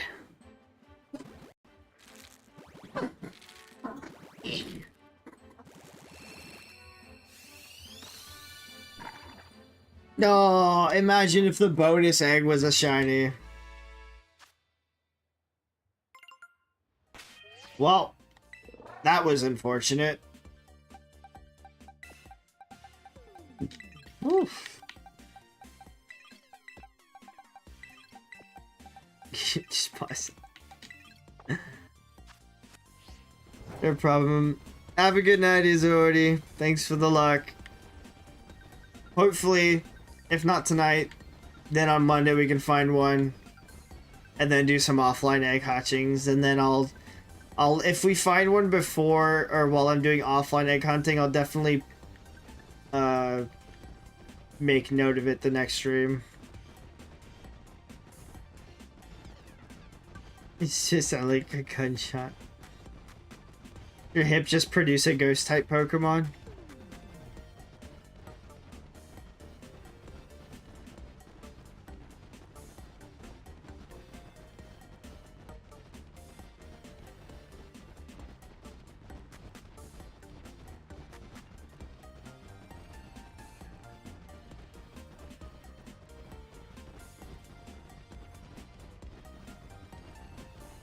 Impact.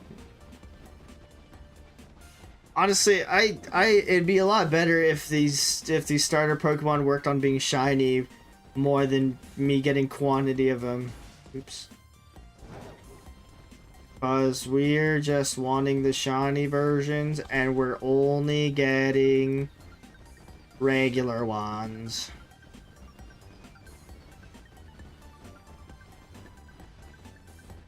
Ooh. Ooh. Alright. I'm just hoping we get one before 1,000. Because if we get one before 1,000, that'd be pretty... Well, it'd be sad, but it'd be less sad. So I'm saying, yeah, we need quality starters, not quantity starters. Oh, that doesn't feel good. I know the area you mean. Yeesh. So it happens, Keeg. You're getting old. You're starting to get old. Not as old as me, where I've felt this pain before, so I'm all too familiar with it. It's the starting point.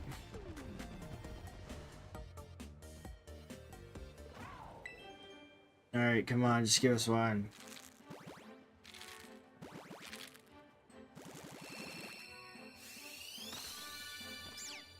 Bro, okay. When I say give me one, I meant one shiny, not another grass cat.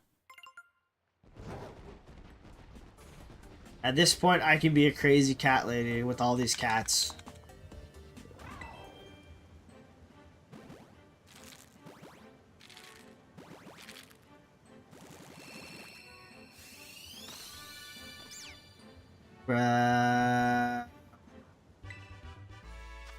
There's so many cats! So many cats! I'm just, for Monday, we're just gonna breed it with Skeledirge and Ditto, and we're gonna see if that changes anything. Because holy smokes, there's so many cats.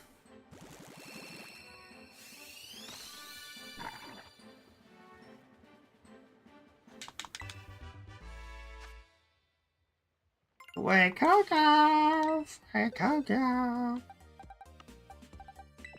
Alright, box 5, ladies and gentlemen.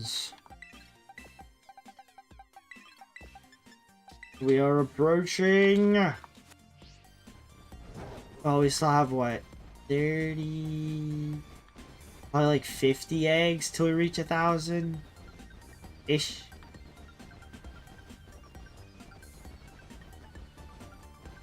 I think it's a decent estimate, right?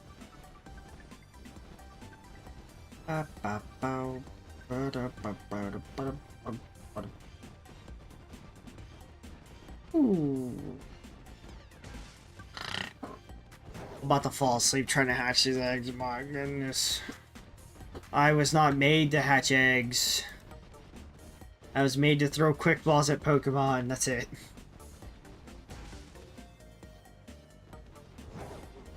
Dun dun dun dun. Dun dun dun dun dun. Dun dun dun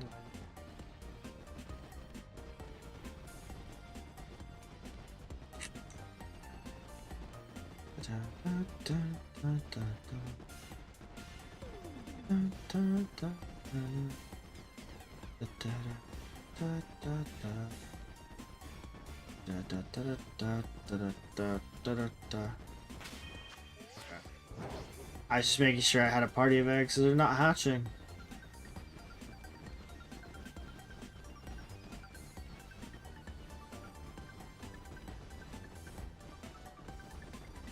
Oh, holy smokes. There we go. egg hatch right in front of the child with coffee. Where's the child? Child! Bless the shiny. No! A regular cat.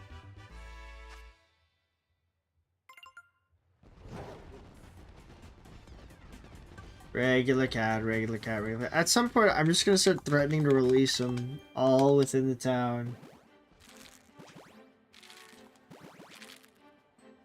We'll just threaten to release them all across the nation. I'll drop them in all the areas Paldea where they don't belong.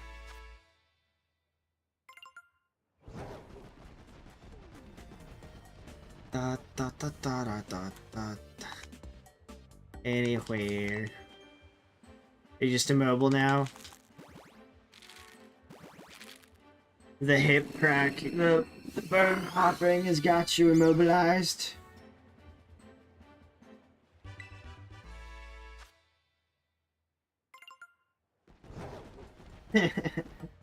Sock is acting like a sock.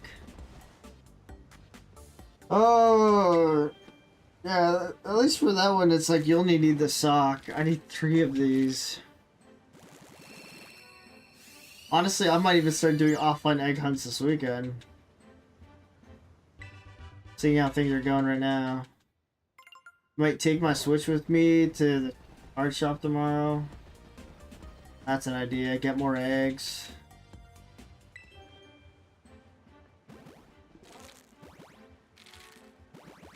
Yeah, you know what? We're gonna bin the plan on waiting till Monday. If we don't find a shiny, well, even if we do find a shiny, I'm gonna start doing offline egg hunts and then just going to, when I go to the card shop on Fridays, I can hatch more eggs. We're going full egg hatching mode. I don't know. It's to make it so that,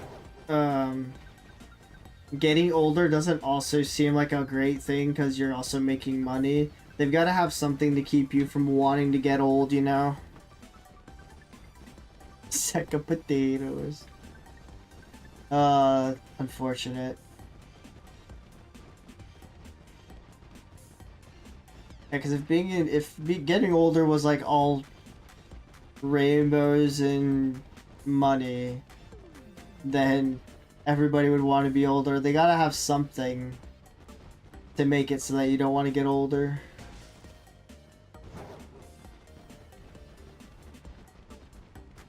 That's why they throw in back pains, bone pains. You start creaking everywhere. Quite the unfortunate endeavor.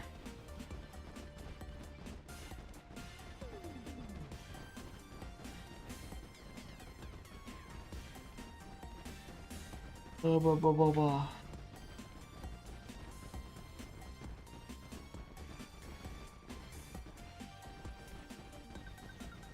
Yeah, I definitely don't want to take like an extra year trying to get these shinies because that's how long it's feeling like right now. Because we only hatch maybe like 250-ish eggs per stream.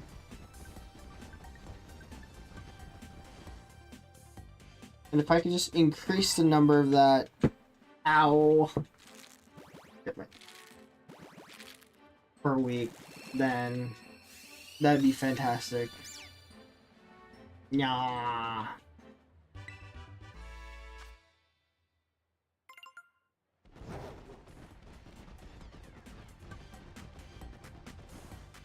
The worst thought that I ever have is that I'm doing this method wrong or something. I guess what I'll do, I'll test tomorrow to see if I get something when I do one-to-ones. No, unfortunately, King, this is real life. You're going to have to live with that hip pain. And it only gets worse.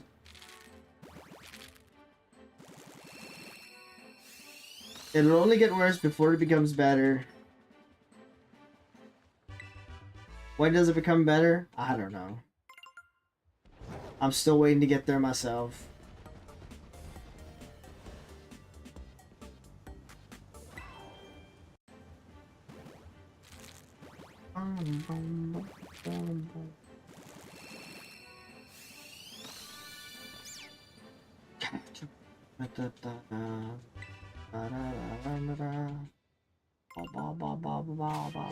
One more egg.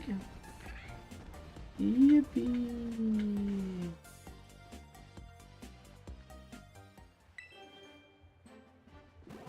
Bow, bow, bow, bow, bow, bow, bow, bow.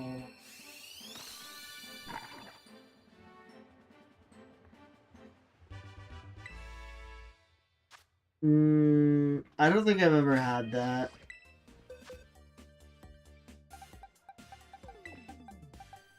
For me, it's like the only like remotely like popping or cracking feeling I get is when I like lay on the floor and I try and push myself up like doing a push-ups.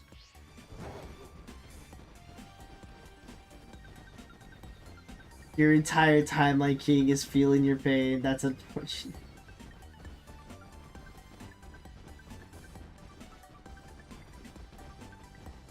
I also realized I move a lot when I sleep, even when I'm like lying down. So I have to always find like a comfortable position to like lay in, or even sitting.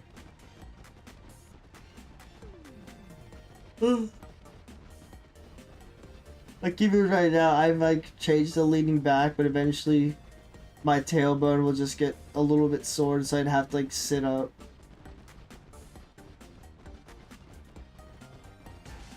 Good, okay, red straight.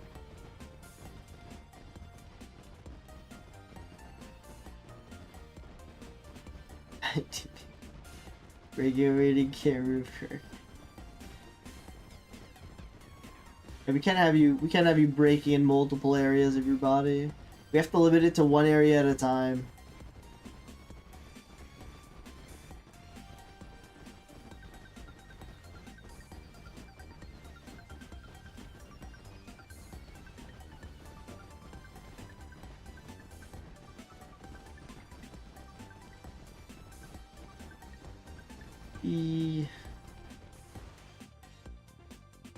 Alright. In these 5 eggs, we're gonna get a shiny.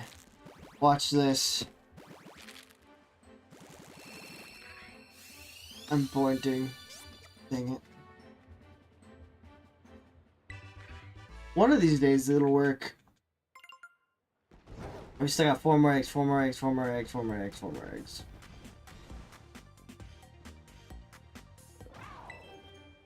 And then I'll have to count and see which egg it was.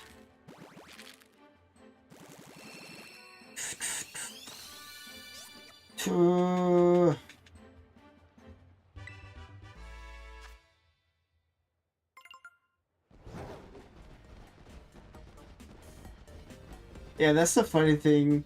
So whenever I go to sleep, I've had it a lot of times where I'd sleep like, you know, like a normal person, blanket on top, you know, holding a body pillow. But then I wake up and my blanket is like underneath me. I don't know how it happens, but I'll like switch places with my blanket.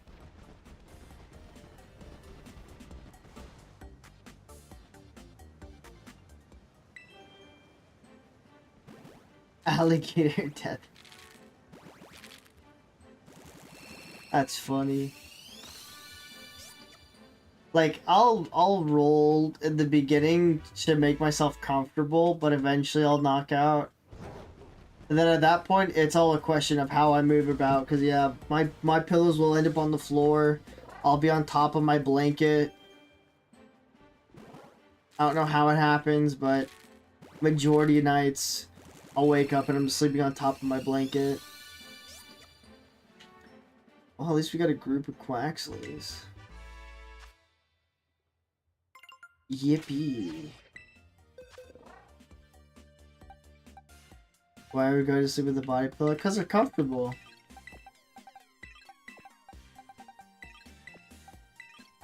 The body pillows are so comfortable. I would yell if I said. Nice.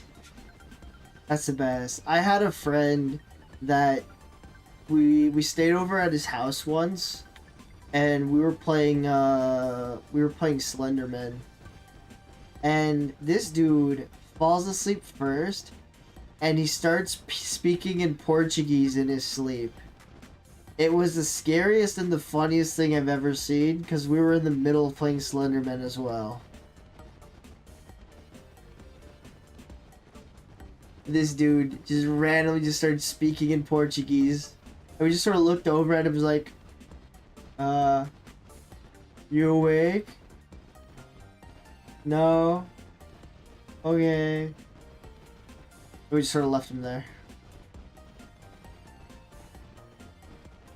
So honestly, it freaked me the hell out.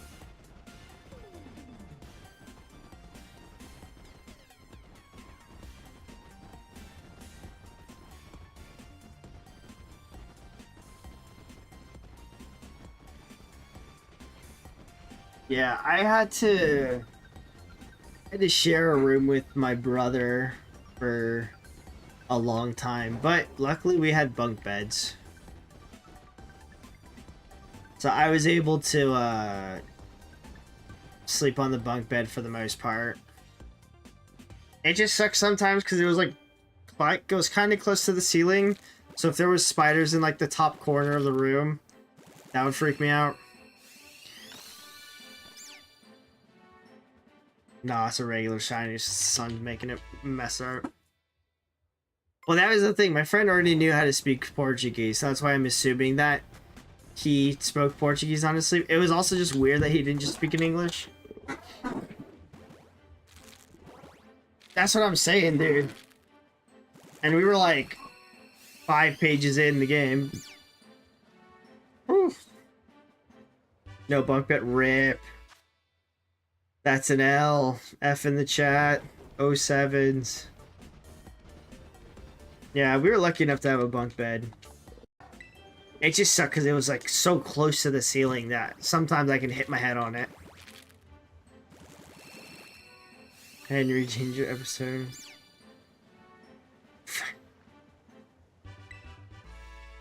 Yeah, it was honestly really funny, but freaked me the hell out. Not the left thing up the right. That's kind of crazy. Like, it just imagine like if you share a bed with like a sibling, and then you just start moving in your sleep as well.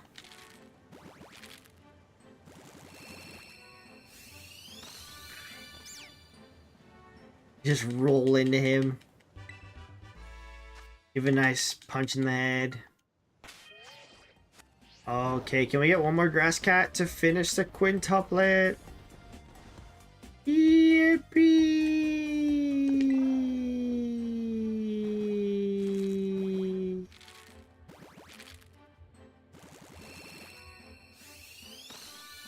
Brother almighty.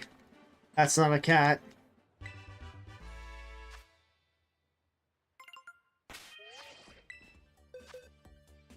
Oh, yeah.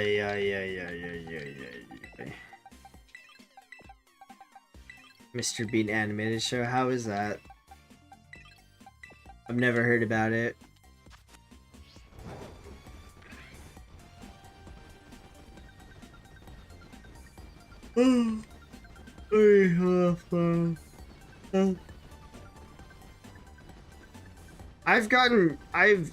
Depending on where I'm at, the floor can be quite comfortable.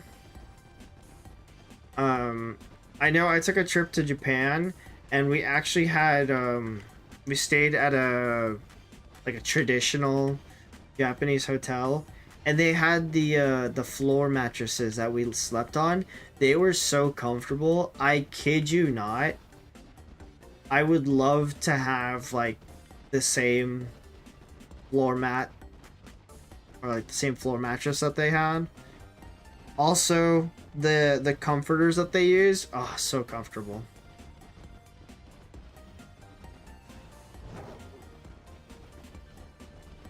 I mean, honestly, they can have as much time together as they want, but they need to start producing some shinies, because that's what we need right now, and we're not getting any of them.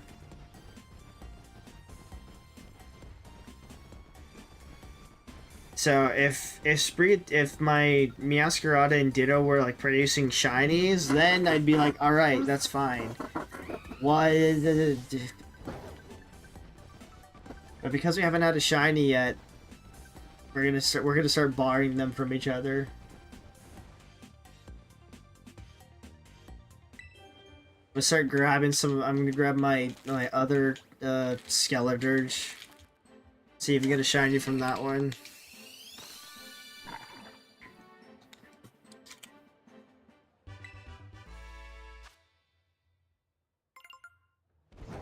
Oh, brother almighty.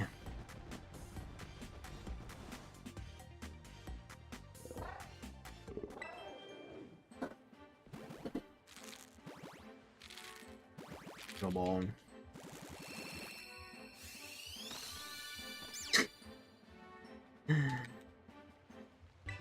Yeah, I don't know. I think for me, if it's too hot, that's probably the only way that I'll like start off sleeping on top of my blanket, is if it's too hot.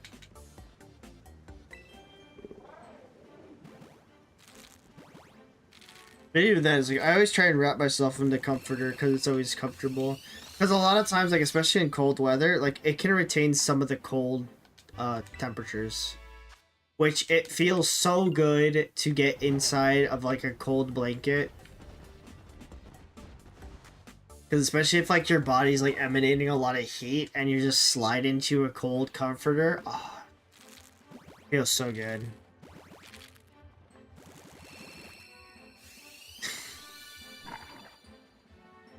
You get some of the shinies. I don't need fun.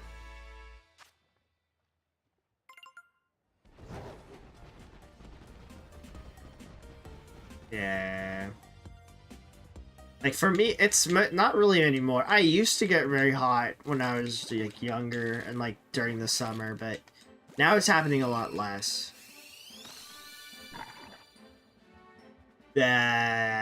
Fuecoco. Still wrap him in the blanket even if it's hot? Yeah, I can't.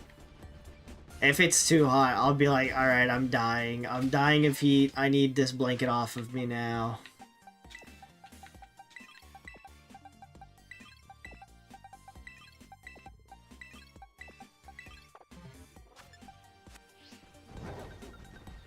Insulated, can I keep me warm? Just a fluctuation of heat in your room.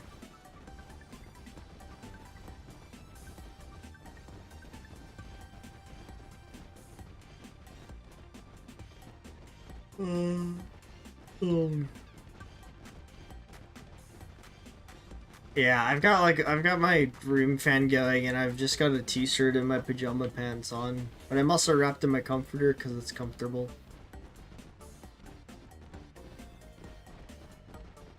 I always find comfort just wrapping myself like a burrito in a comforter. Mainly because it's like comforters aren't like blankets that like keep you too warm. At least the comforter that I have. The comforter that I have, it's like it retains a lot of the cold temperature. So it's keeping me nice and cool as opposed to like warming me up. Ah, interesting.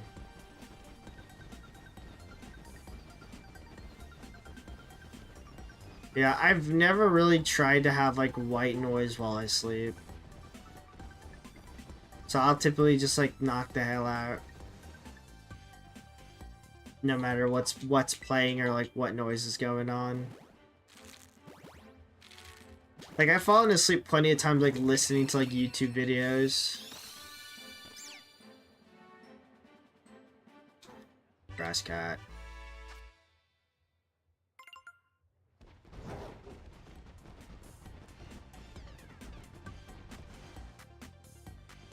So right now my parents are in a way where they typically have the TV on while they sleep.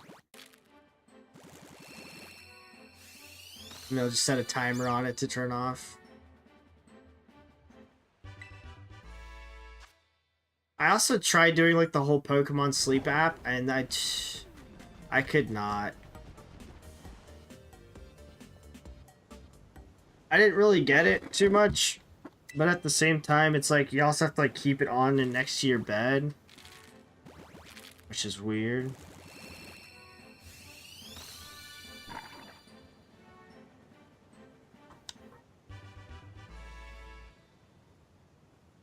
Oop.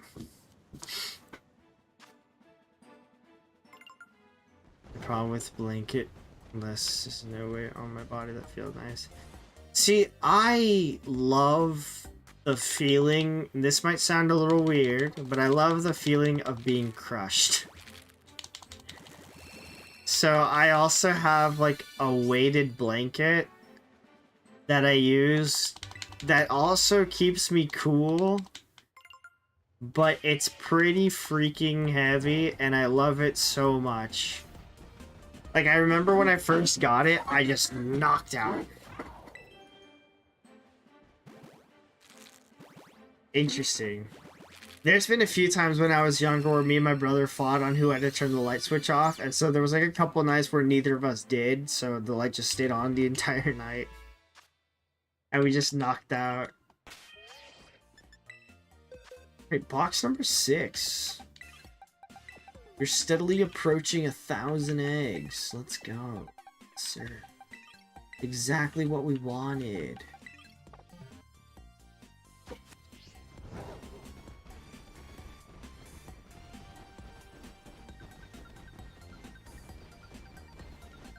And I've gotten into a groove now with my sleep. It's like I'll sleep on my side.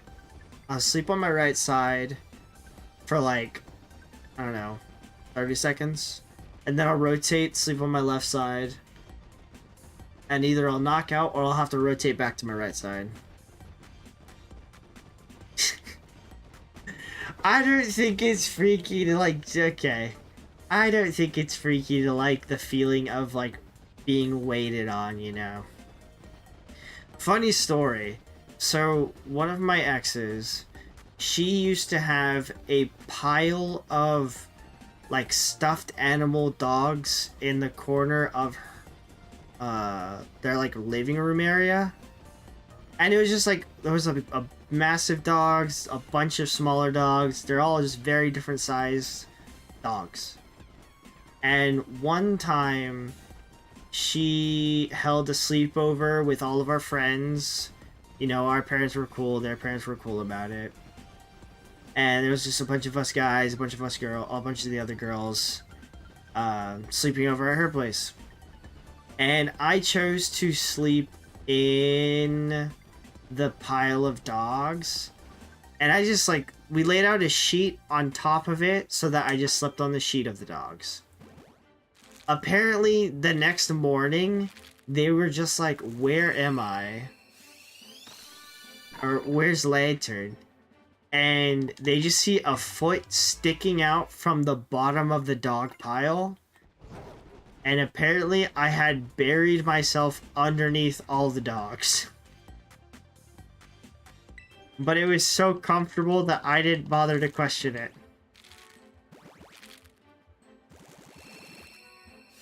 Cold hard concrete below me, that's crazy. Yeah, optimally I've got like I've got a pillow at the top to support. I've got a body pillow so that I can hold and like have it between my legs so my knees don't clack together. And just a weighted blanket. I mean, I wouldn't say I like being stepped on. Unless if it's like a massage or something. But I've never really tried that. So who knows? Maybe I do enjoy it. But we'll never know.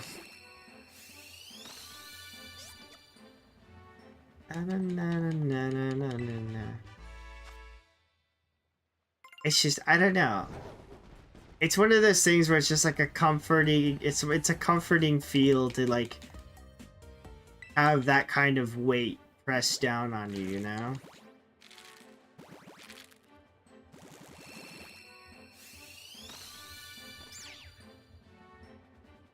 There is a limit to the amount of crushing I will take. I will say that. There is a limit to the amount of poundage that I will take from being crushed, you know. It's not like one weight fits all type thing.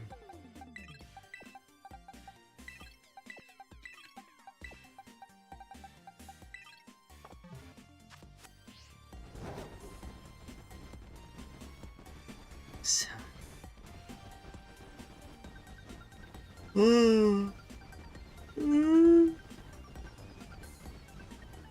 Yeah, I think the issue that I have now, it's like with working, my body now gets used to waking up at 7:30 in the morning. So now even on the weekends, I'll like wake up at 7:30, realize I don't need to be awake, go back to sleep, and then wake up at like 8:30 and be like, all right, now we can get up. I still get up kind of early on the weekends. Typo has been. I mean, I guess, I don't know.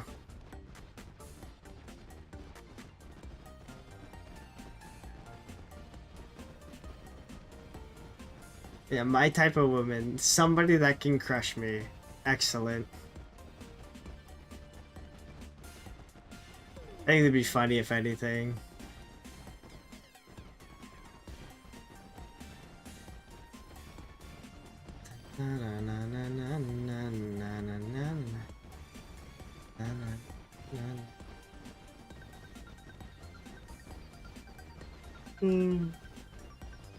But yeah, my body's gotten so used to waking up early now that I can stay up if I really cared, but I'll get tired like around this time, which is like 9 p.m. for me. But I'll usually won't go to bed till like 11:30 p.m.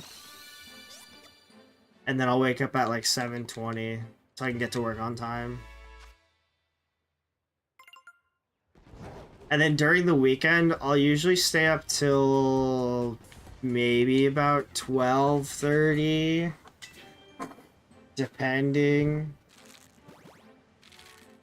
And then I'll wake up at like 8:30. If I'm really tired, I'll wake up at like 10. But majority of the time, I'm up pretty early. I don't like to be up early, but... especially now that we're in like holiday season, there's so much like stuff to prep and get done.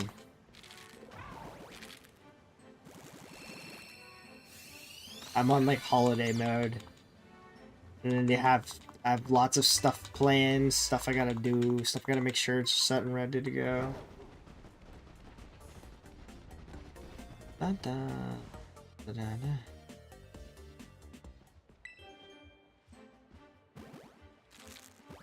Dang, that's early. My body, I'm too anxious to not have an alarm clock, so I'll always have one. But I am also the type of person where I have an alarm set for 7:20, but I will always wake up at either 6:30 and I'll go back to sleep and wake back up at 7:20, or I'll wake up at 7:15, look at my clock and be like, I've got 5 more minutes that I can be asleep, and I will go back to sleep for the 5 minutes just to hear my alarm go off at 7:20. I'm getting every minute of sleep I can. And yeah, honestly, weekends for me are just random. It just depends on what time I go to bed the night before and how well I've slept, I guess.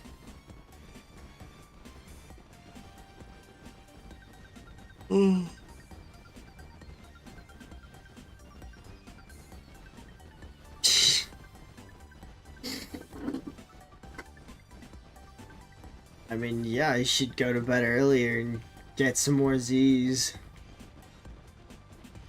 Ba-bing. See, I wish, like, I had more time in the day to do streams earlier. It's just unfortunate that these are, like, I wouldn't say it's, like, the earliest possible time, but it's the earliest optimal time I have. Alarms don't work, they just annoy you.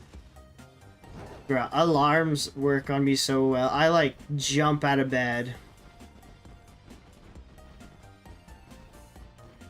I'm like a little army soldier that like once the alarm goes up, I'm like spring up out of bed, get out, get ready for work, gotta go.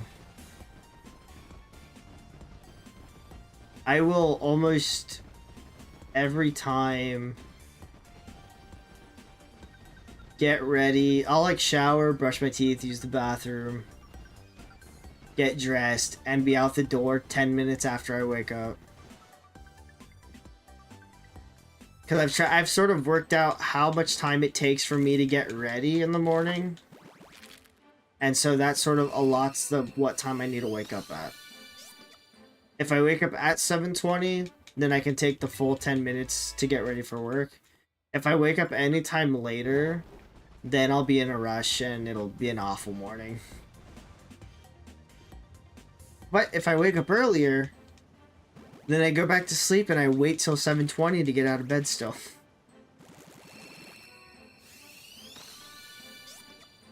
Yeah.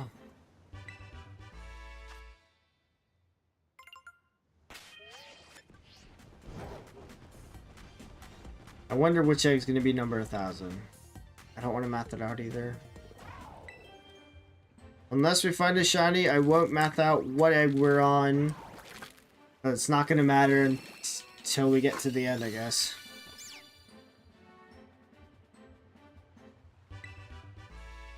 Yeah, that'll happen. Sometimes it's like, they'll rush you to go, and then what I used to do, right, when I was in school, what me and my brother used to do is we would be woken up early, right? I would go take a shower first, get dressed, go back into bed, and then while he's taking a shower and getting dressed, I'm getting a little bit more sleep. So by the time that he's finished, then we're ready to go. And then our parents will usually come back and be like, alright, let's go. I'm like, alright. If I don't jump back into my bed to do that, I'll usually just like lay on like the living room couch or something. And then once they're ready to go, they'll just be like, alright, come on.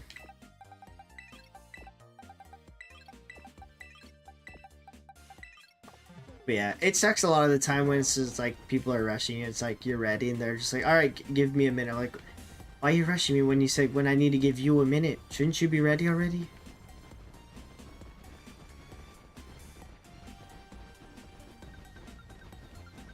But I've also just grown into being like a time conscious person now. Where I'm just like, alright, this needs to be scheduled at this time, so we need to be there at this time. We gotta make sure all this timing is right. I don't want to like risk anything being late, so I'll try and like not do a lot of things when I'm closer to the time limit. Like when I'm going out with friends, right, I'll always try and show up on time, or I'll always show up early so that I'm not late. But even when I'm like about to leave, I won't like start playing games, I won't do anything.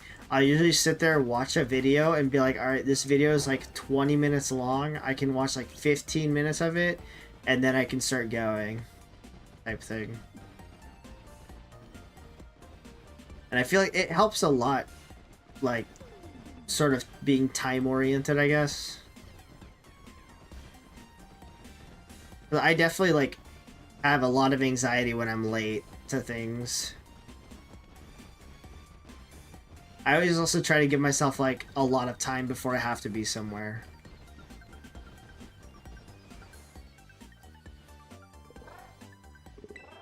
The only thing that slows me down now is, like, if there's, like, a random accident on the freeway or something. Which has happened, like, not on the freeway, but, like, there's a road that is near my work that there was, like, a 4-car accident. And I was sitting there for like a solid half hour to 45 minutes for them to clear it out. Which it was like there was nothing I can do, so I just sent my boss the picture of it, and he was like, "Oh yeah, that sucks. Well, just get in when you get in." Alright, as a teacher is collecting. I also used to partake in that kind of sport.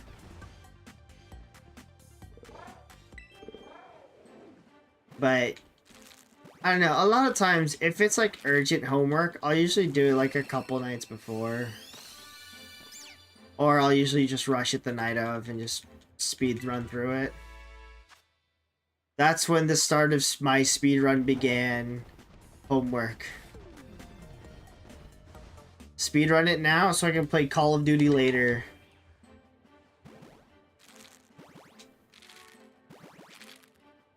And if I didn't do it, I wasn't gonna worry about it. But I also, like, for all the classes that I had, I also calculated, once we got towards the end of the semester, what grade I needed to get on the final in order to, like, pass the class.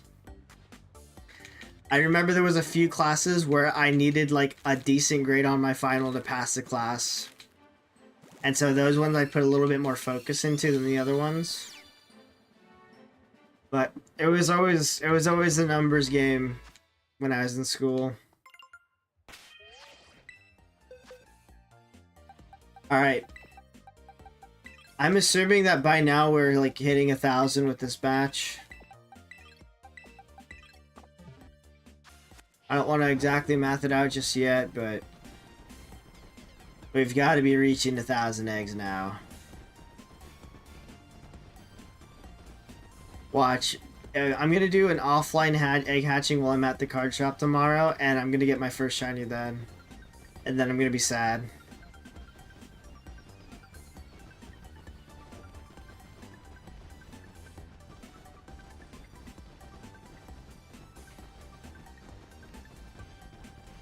Yeah.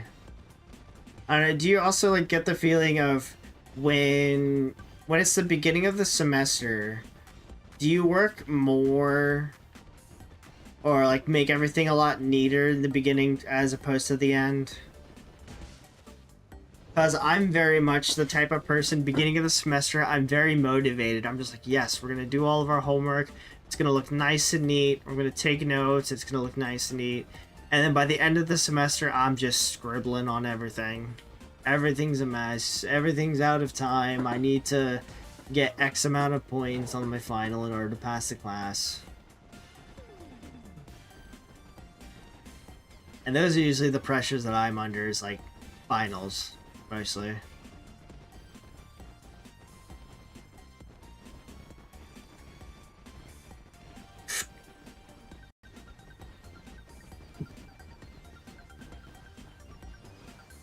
I also need to make sure I stop by the store. I just have random songs playing in the background, so... If I have random songs, typically they make me sleepy. It's all sloppy all day, every day. Okay, King. Yeah, it's just funny because, like, every semester I noticed... Like, I would start off strong in the beginning of the semester. I'd be like, yes, we're going to do all of our homework. We're going to work hard, make everything look super nice and neat. And then by the end of the semester, it all just falls apart. I still pass all the classes, though. I still pass them. But my gosh, if I look at my handwriting from some of those notes, can't read a thing.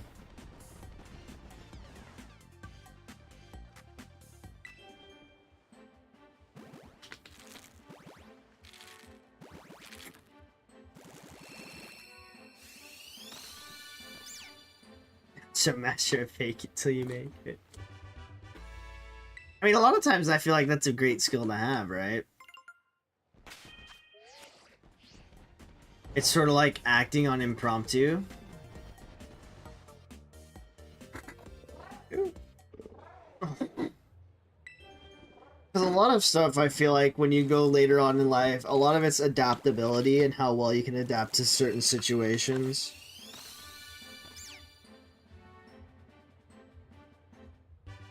So even like mastering fake it till you make it, it's like a different form of adaptability in my opinion.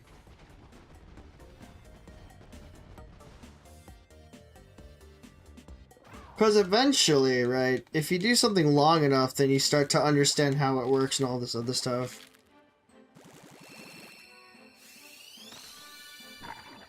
Oh yeah, I had that all the time.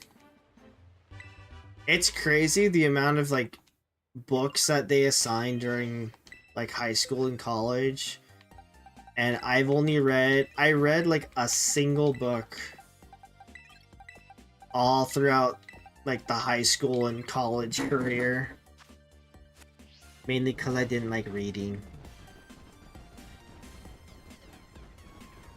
But yeah, it's like, every essay, passed it. Every English test, passed it.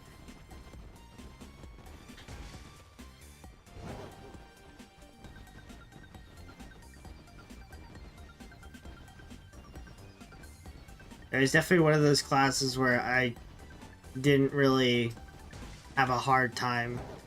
I was also pretty decent at, like, writing essays, though.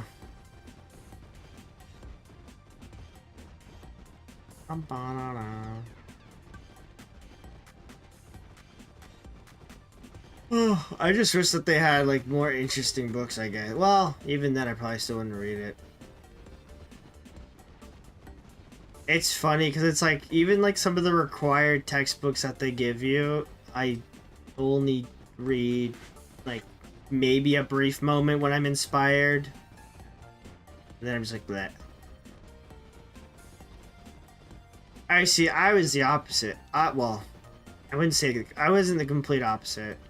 I was pretty good at writing, but I also hated writing. I would always do the minimum amount of writing that I ever needed to do for any of my essays and any of this other stuff. Because a lot of it's like, alright, we want 3 pages. I'm like, alright, we're going to get to the absolute minimum of 3 pages. That's the only other thing I don't understand is why they make you, like, explain something to a certain depth that you just have to, like, repeat yourself. I think if it's like... I think when it comes to all this stuff, we should be aspiring for clear and concise answers. Not an entire paragraph of repeating sentences. At a certain point, my essays turned into, alright, how many times can I say the same thing in a different way for 3 pages?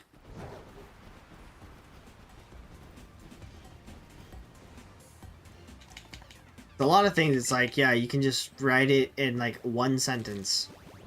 Maybe less. But now they're like, I need 5 pages of this topic. Like, okay. I don't need 5 pages to explain it, but I'll give it a go.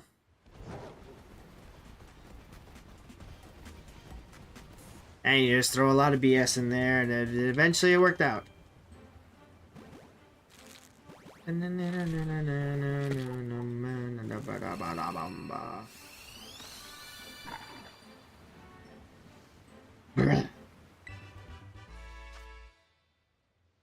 Where are these shinies? Where are these shinies? Where are these shinies?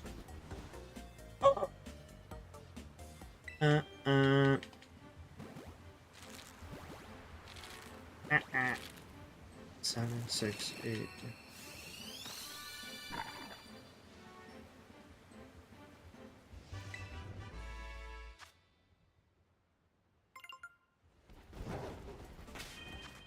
Yeah, well, I mean, even... I just don't like reading in general. I don't know, I've never really had an enjoyable moment with reading. Unless it's, like, subtitles in anime. But even, like, even just, like, pastime activities, right? That's why I don't also play Yu-Gi-Oh! It's because they have essays for card effects. I get why some people enjoy it, I just don't partake in it. It's kind of like nature and going outside, you know? I can understand for some people why they enjoy being outside and doing all that stuff. You just wouldn't catch me dead doing any of that stuff. I am very much of a stay indoor cat type of person.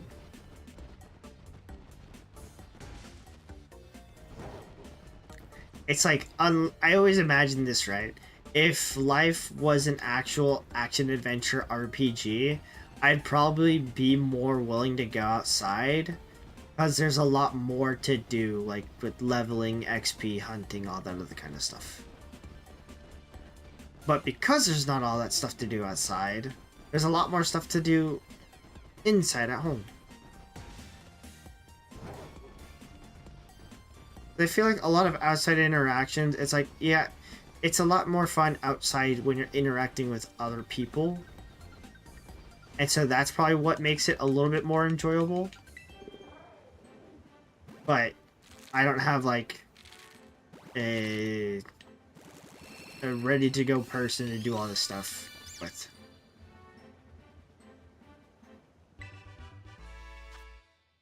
Yep, that's also a thing. There's also outside annoyances. It's crazy too, like sometimes it'll be like at night and like I'll be fine throughout the day and then the next morning I'll have some bites on my legs. I'm like, how? I didn't feel or see any mosquitoes. How? Freaking how? How? How and why? Why my legs? Why do my legs suffer? Why gotta suffer? Mosquitoes, please choose somebody else's legs for next time. Bruh. At this point, these past 4 streams just feel like they've been the same.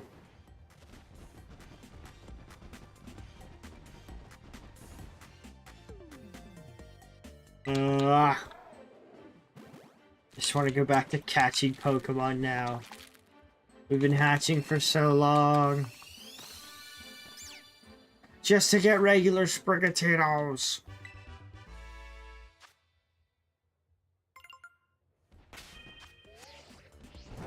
What am I supposed to do with all these cats? All these cats, all these cats.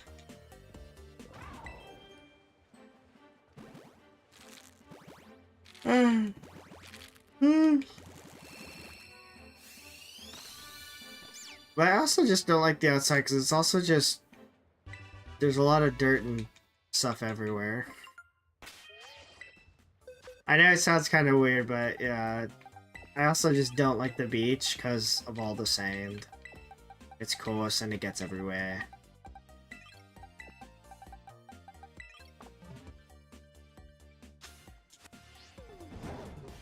I'd very much rather go to a pool than an ocean. Oh yeah, I can imagine. That's why I would hate to live in a swampy area. It would be an awful time. Especially just at night. I feel like that's where all the bug fests come in. They always take advantage at night when nobody can see and everybody's suffering. It's just not a fun experience for anybody. Except for the bugs themselves.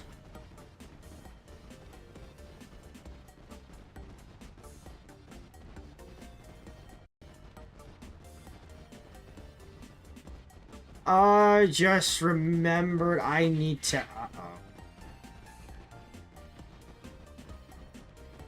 I need to wrap my white elephant gift. The thought... Oh, I need to wrap all the gifts. Ooh, I need to do that all tomorrow.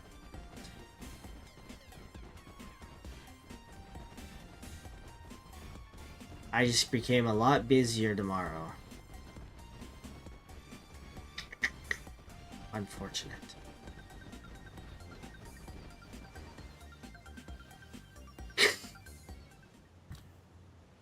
Regardless, it's all the same and it gets everywhere.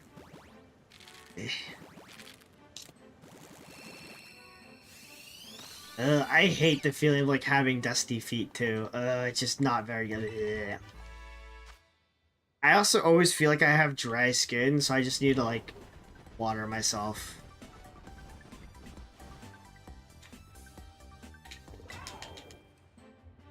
Like when it comes to a pool, I love hanging out at the pool. Because it's always cool. And I'm not feeling dry.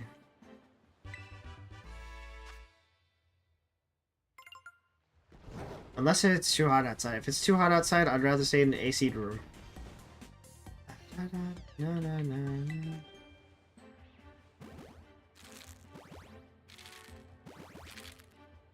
Honestly, I might just.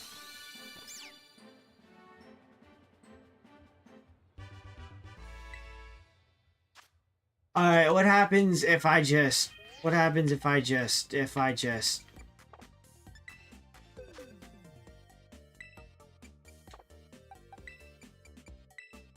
That's not what I wanted to do. That... Could buy one Sprigatito.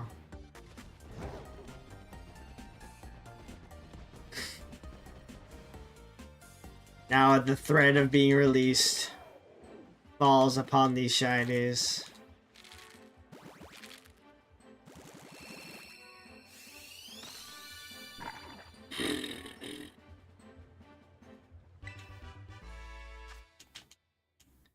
I really wish that they had like a mass release button in this game. They have a... You can mass move your Pokemon, but you can't mass release? That's kind of weird.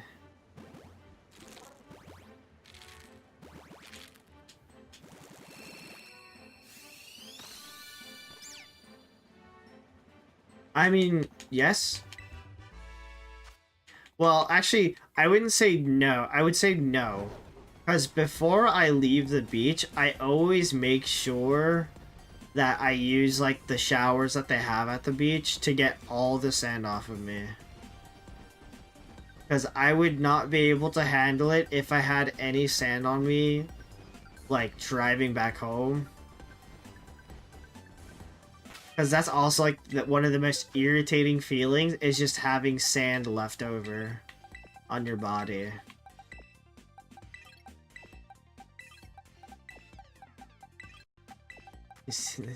No way. That's crazy.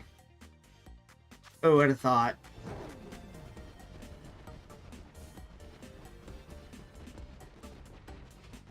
Ugh.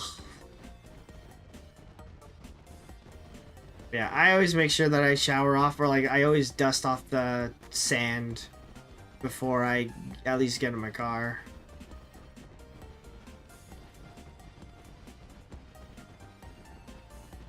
And I don't care how I look in public, I'm getting all the sand off of me, especially inside my shorts.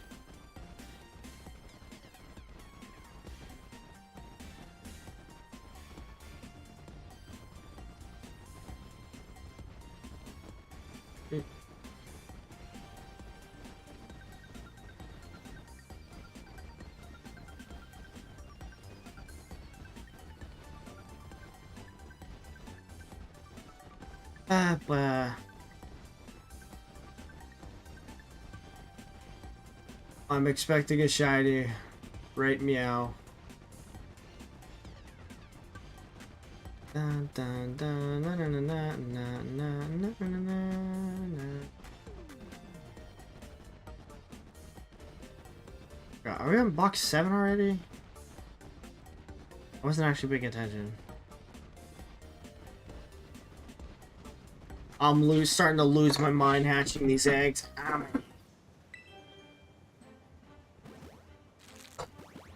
Oh.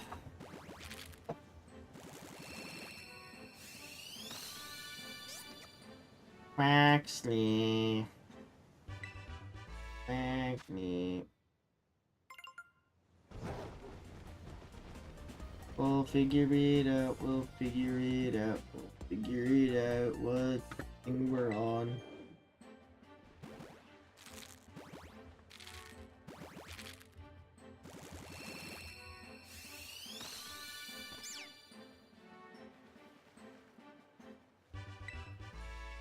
Yeah, have hamburger. I freaking wish. Don't say that. I'm gonna get hungry if you start mentioning food.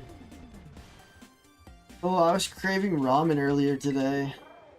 And I told myself, ooh, ramen sounds so good, but I don't want to drive anywhere to get some. So I didn't. But ramen tomorrow also sounds pretty good.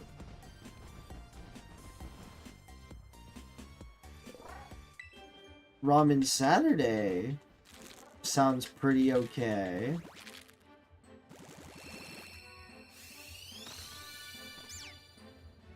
Ramen Sunday doesn't sound like a good idea, because that means I'd have to go outside on a Sunday. It's kind of ridiculous.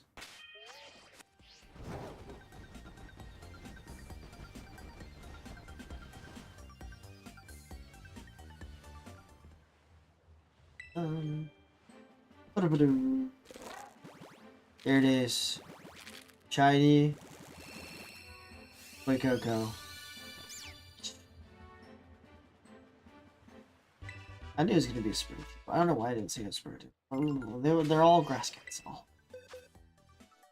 Oh, we are on box 7. Oh, jeez. I just don't know the time for Chinese Mexican. Oh, vomit instead of. That's gross. The amount. I'm no longer hungry, thank you, King. Oh, but that sounds fire. Oy, oy, oy, oy, oy.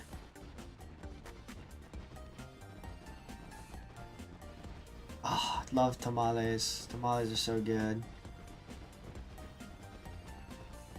Oh.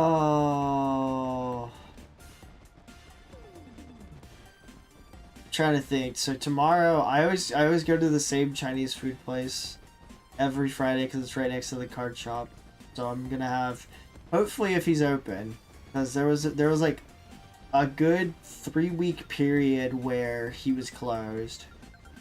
So I'm hoping that I can get some sweet and sour pork tomorrow, and it'll be a good day. Eat some gas station pizza.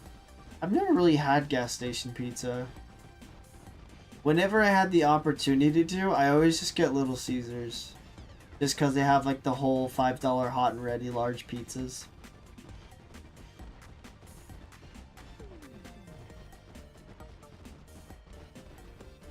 And then I'd put ranch on my pizza. Ranch on pizza was pretty fire. I learned that in middle school.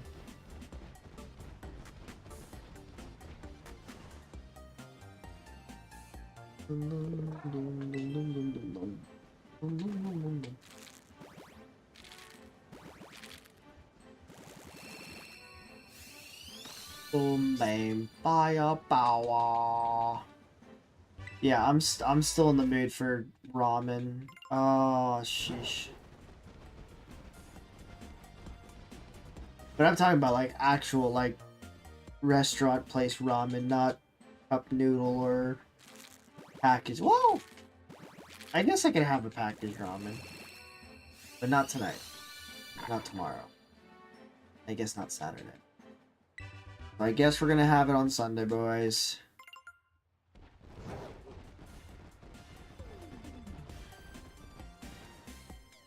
Casey's. Never heard of Casey's. Oh, I don't have it over here.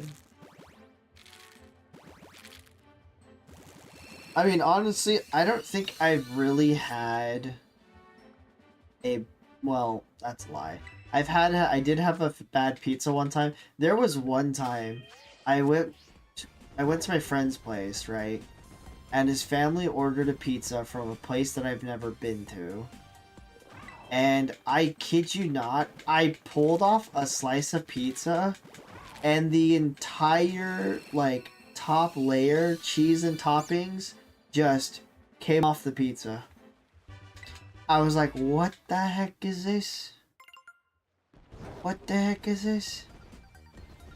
At that point, I was like, I might as well take a fork to it and start poking at the pizza. Sacrilege.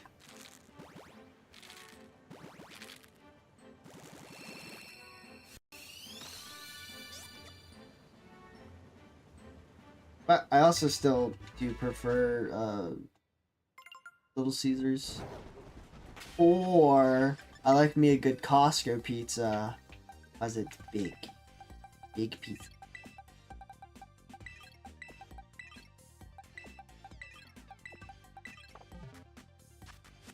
Ay ay ay. Yeah, like 2.5. No, we have less than 2.5 boxes. We have. No, we probably have closer to 2. Gosh, people are already opening the EV set. Oh my. Alright. Brother. People are opening the Japan version of the EV set, and I'm sad because my pre-order hasn't come. Or my pre-order hasn't even shipped. I'm assuming that that's just waiting.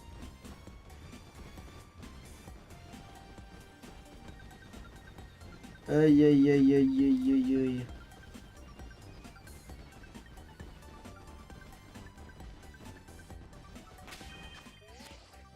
I just want to open card. That is what I am. That is my gambling addiction. And we learn to live to love it.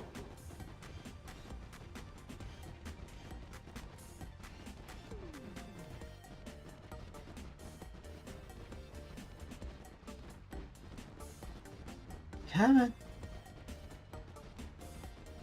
Alright, this here's or whatever.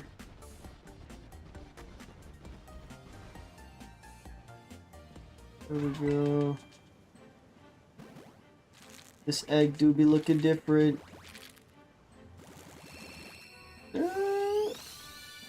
Nope. Random ass.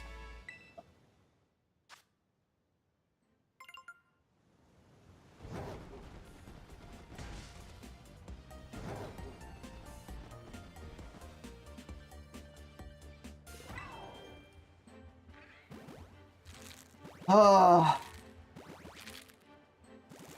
I'll be honest. I'm tired of hatching eggs. I hope I don't have to do this ever again. I know there's other Pokemon where I also need to egg hatch, but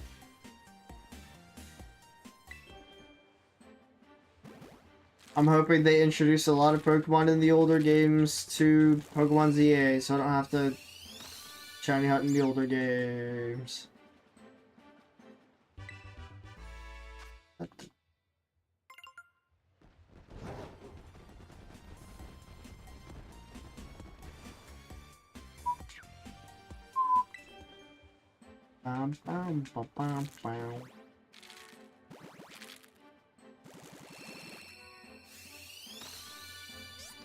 Bruh. Well, you're not Sprigatito. I guess that's okay.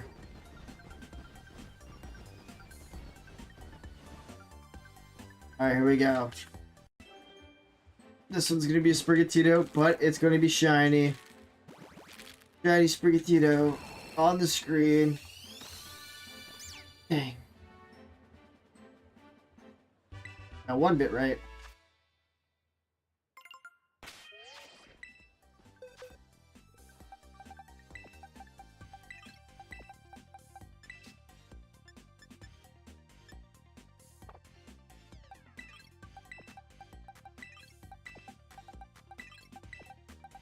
Yeah, I think if we want to, like, actually get into a decent time of getting shiny decks from this, you're gonna need to do offline. Which Mega do I want the most in the A? Probably Blaziken, if I'm being perfectly honest. I think Blaziken will be, if they did bring Mega Blaziken, it would probably be the most likely candidate to be a staple in my team. Yeah.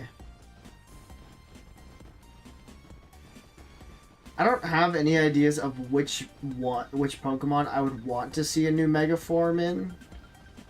I think it's more of if there's a cooler one that they have released, then that'd be super sick. I just don't have one off the top of my head. Can you imagine they just have a whole set of Evolution Megas? I don't even know what they would look like though. It's just an amount. No, never mind. I don't even want to say what I was thinking.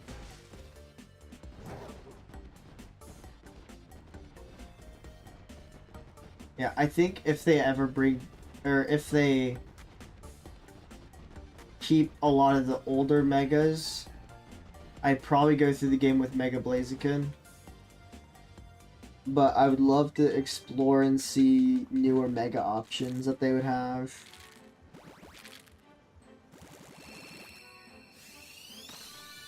Oh, another cat.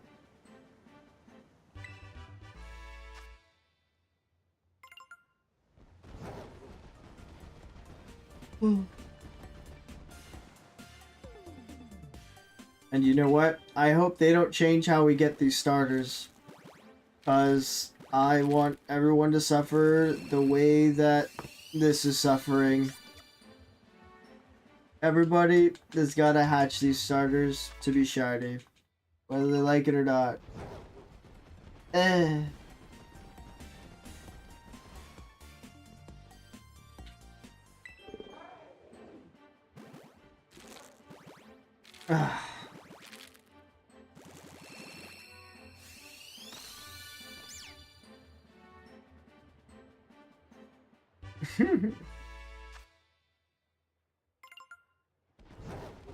I think Mega Haxorus would be pretty sick. Oh. I'm trying to think, what Gen 9 shiny, or not shiny, what Gen 9 Mega would be cool? Gen 9 Mega would look sick.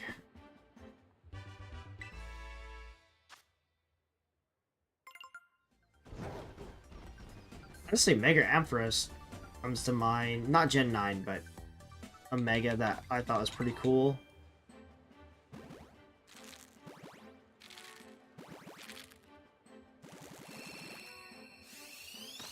They could probably do a lot of Megas for Gen... Oh, Mega Armourouge and Mega Cerulege? That'd be pretty cool. I could see that being a thing. I don't know how it would look, but I imagine it'd be pretty sick. That's a Mega. Those are Mega forms that I hope would be brought in, because I think it looks so sick. Yes, we know King the Wall. Must bring in the wall. Let's see, what other Gen 9 mon are there? Aww.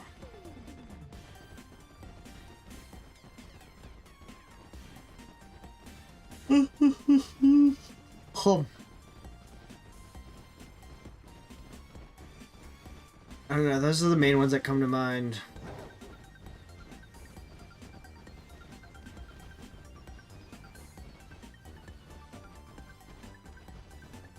At this point, we might as well just see Mega Pikachu. Mega Pikachu! Well, I feel like I've already seen a Mega Salamence. And I was kind of whatever about that design. But I definitely think if they can tweak Roaring Moon to sort of look different than Mega Roaring Moon, I think it'd look super sick. I think they could do pretty decently well with Mega variants of the Paradox Pokemon. I think Mega Iron Valiant would also look pretty sick.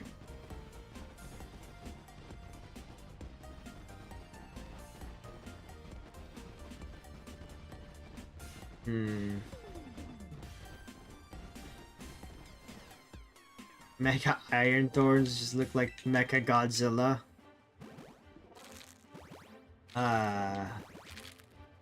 What are the ancient ones? Mega Fluttermane could probably pull off something pretty good.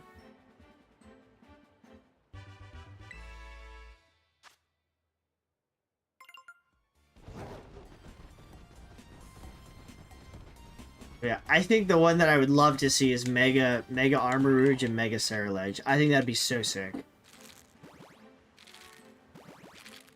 Those are my top votes. I'm sticking with them.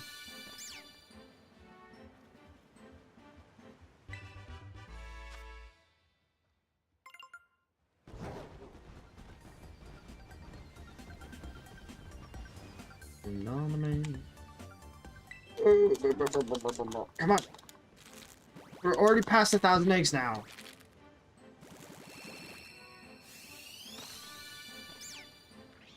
And we're still getting some regular Sprigatito. Some regular Sprigatito. Regular A Sprigatito. Oh boy.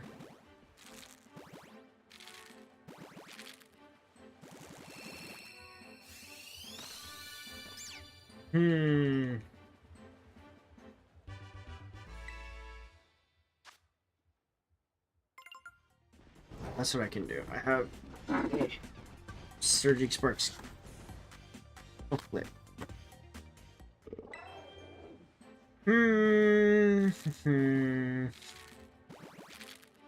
Mega Iron Bundle, that'd be troll.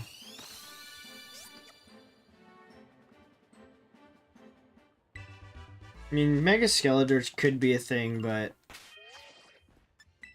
I think Skeletors looks sick by himself already.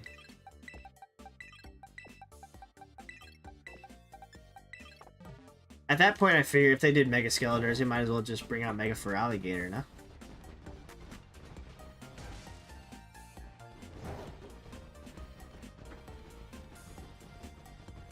It'd be so funny to see Mega Alolan Exeggutor. That would definitely be a Pokemon. It'd be hilarious to see. Ooh, Mega Gouging Fire made you Raging Bolt? Oh, that'd be sick.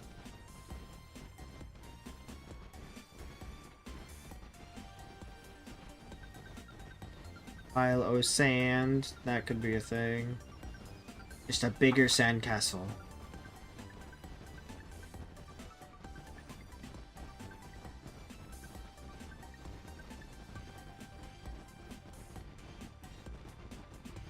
I could also probably see them doing like a Megadon Dozo. It's a big, bulky Mega Pokemon.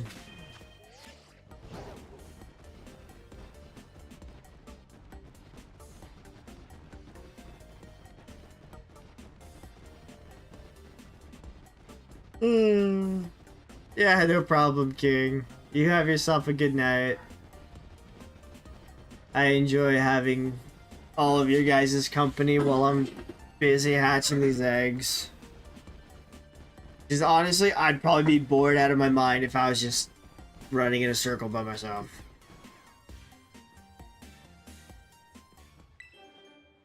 Yep. I hope you have a good night. I hope you have a solid tomorrow. And hopefully we find our first shiny. If we don't, you'll know on Monday.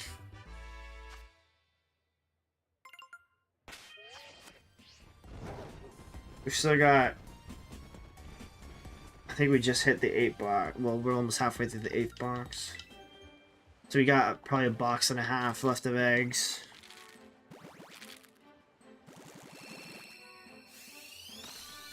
So if we don't find a shiny now, then we're kind of, or honestly kind of bugged.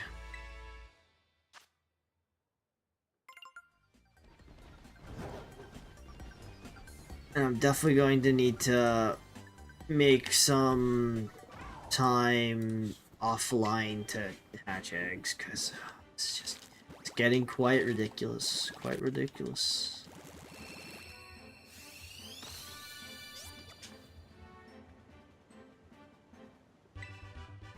And we're just gonna go ahead and isolate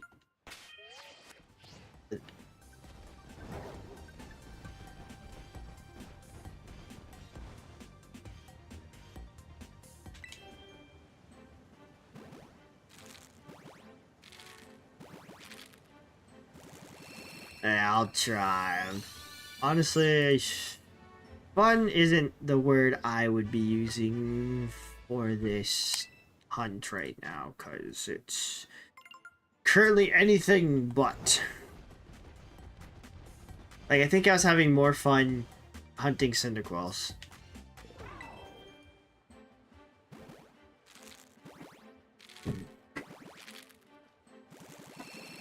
Oh.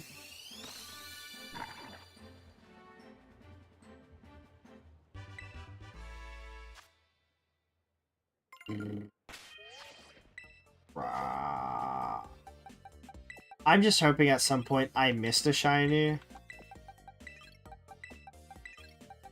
And that when I look through it, there will be one magical shiny somewhere.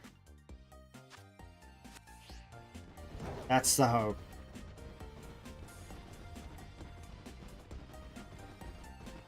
Na na na na na na na na na na.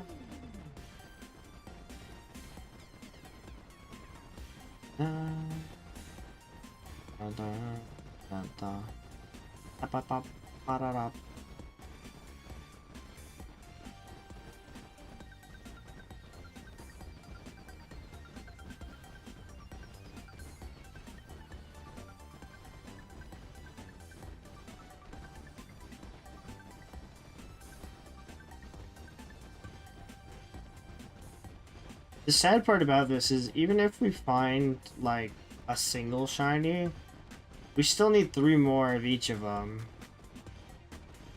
So we're gonna have to go through this 8 more times.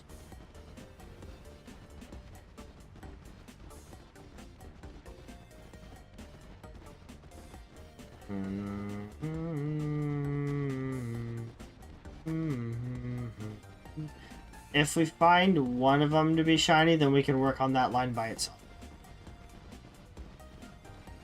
Hello, Willow. How are you? I'm doing alright. We've broken past 1,000 eggs now. And still no shiny. And I'm getting sleepy. But other than that, we're okay. I need to charge my headset. Oof. So many eggs, so little time.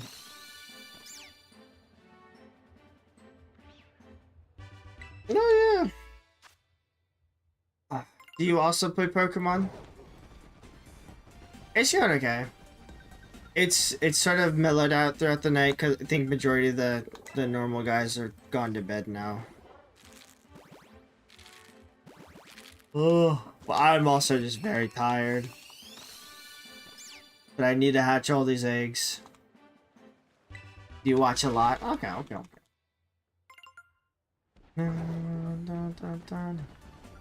Yeah, I'm trying to do a shiny living dex.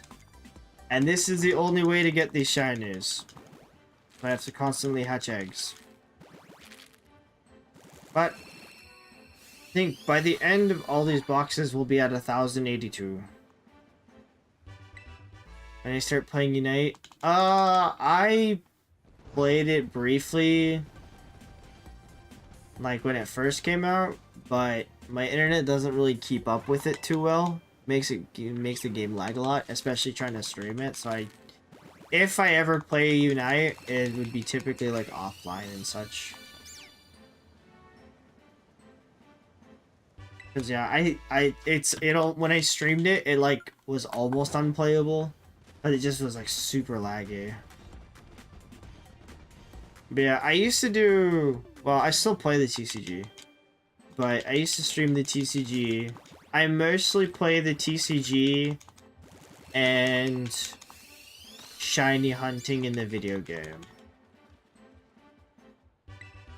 But I did have fun playing Pokemon Unite, and I'm hoping that at some point I can go back and play it. Or let Skyline buy it. I mean, yeah, that's what I'm playing now. I'm only shiny hunting in the games currently, though. I'm really waiting for Pokemon Zeta A to come out so that we can start playing more into that video game. But as far as I'm currently doing now, I'm just trying to get one of every shiny Pokemon and its evolutionary line. And I've caught all the previous generation starters. And so right now I'm working on Gen 9 starters. Yeah. So I need to get 3 of each of these, and we haven't got one yet. Because in this game, you can catch the other generation shinies as if you upgrade the terrarium in the DLCs, which I've already done. And we've already caught one of each stage, so we got 3 of each. So we do have a gang of shinies. But we're just slowly trying to make progress to making the shiny living dex. That's sort of like the main goal currently. Other than that, it's just a lot of the offline stuff I do is mostly like TCG. I'm probably going to start doing more shiny stuff offline. Just because this is like our 4th stream of just hatching eggs. And I don't want to be only streaming hatching eggs. What other games did I play besides this? When it comes to stream, I only really do shiny hunting now because I want to try and centralize the stream focus on that. But if we're talking about like offline gaming, I typically play Apex Legends, or I used to play a ton of League of Legends. But realistically, I only play Apex when I just do dailies. I'll go in, do dailies, jump out. But I'll also do dailies in ranked. So I'm like killing 2 birds with 1 stone. Yeah, for a while I tried doing like the whole variety thing with streaming, and I think at a certain point it just confused a lot of audience members, because I think majority of people either came for leagues, or some people came for Apex, some people came for other things. So now I'm trying to like sort of centralize everything. But thanks for following. I'm hoping sometime towards the future I can do... I mainly want to try and focus a lot of stuff around Pokemon now. Because I'm trying to be... Since I typically stay home all the time, I'm trying to be a little bit more out there and trying to playing the Pokemon TCG. So... Like, I go to a local shop every Friday to play. And I've recently gone to the regional tournament that happened in Sacramento. Not last weekend, but the weekend before that. And it was a lot of fun. I did decently okay, considering that was my 2nd regional. But yeah, it's a lot of fun. I'm definitely trying to... I don't know, when it comes to like streaming and stuff, I'm trying to treat it as like a passive activity type thing. So I feel like if I really wanted to try and grow it, I'd be like more active on social media and such, but there's not a lot to do on social media. So for now, it's more of like trying to treat this channel as like a... Jesus, all this Sprigatito's. So I think for right now, at least, I'm trying to treat it as like a goal-growing channel where I just want to complete any goals that I wanted to do that I never gave myself time to do. One of them being the shiny living dex. But it's just a matter of also thinking about what I want to do. Because before, it's like I think I tried too hard to make it to where I cater to most people and what they want me to do. But now it's like, I feel like I've gotten burnt out on a lot of games. Like, I used to do a lot of horror games. Like, I did Phasmophobia for quite a bit with my friends. But there came an issue where a lot of them weren't online or active or able to play a lot of the time. So it just became kind of a mess, where it just became something that I couldn't do consistently.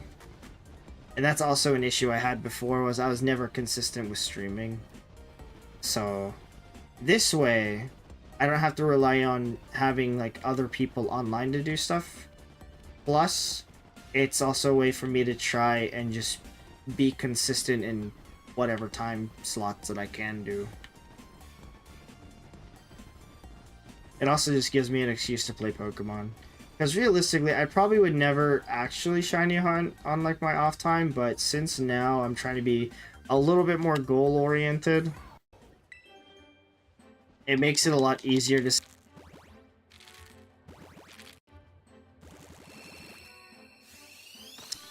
Oh no, everything just unplugged. What the heck? Hello? Hello? Interesting. All my peripherals just like shut down for a second. Boom, boom, boom, boom, boom. So hopefully,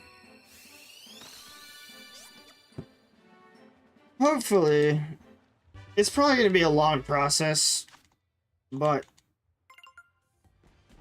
as long as we can try and stay consistent, it shouldn't take forever.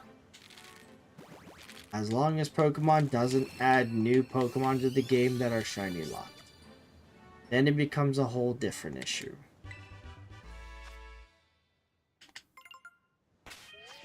Which realistically, I should probably look up all the Pokemon that are actually shiny locked and figure out which ones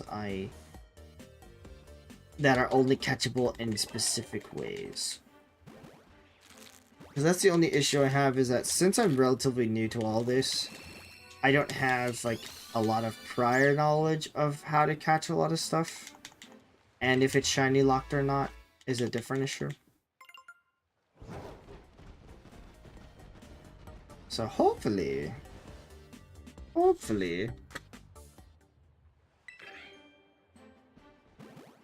we can do everything accordingly and proper and all that other stuff.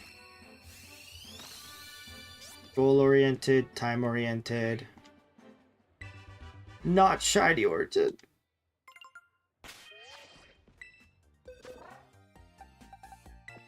Okay, after this box, we got one box left.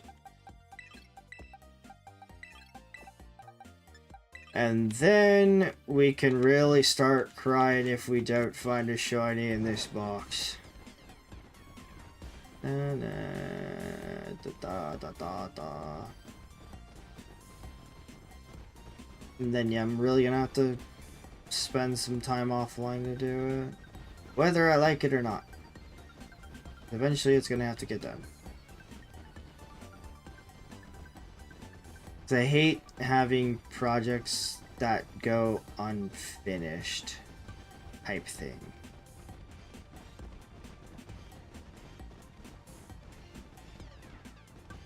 The only distraction I have is like all the Pokemon sets for the TCG that are coming out. There's a lot of good stuff coming out. And I'm very excited for each and every one of them. Da, da, da, da, da, da, da, da. Da, da, da, da, da, da. Okay. Da, da, da, da, da, da, da, da, da.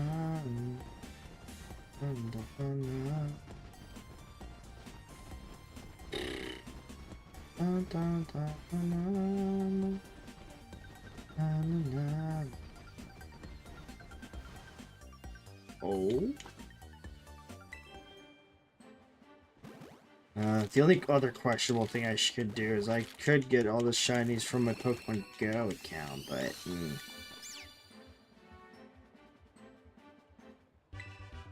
I wonder, did they put Gen 9 into Pokemon Go? I would assume so, right? I saw recently that they added Dynamax into it. But I haven't bothered to look into it.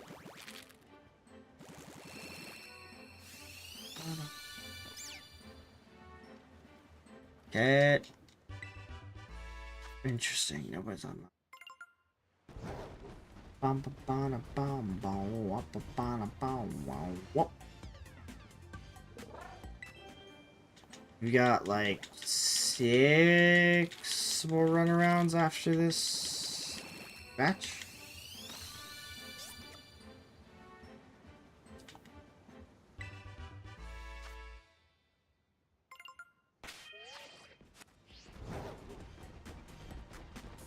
So it should take us like another 30-ish minutes, maybe?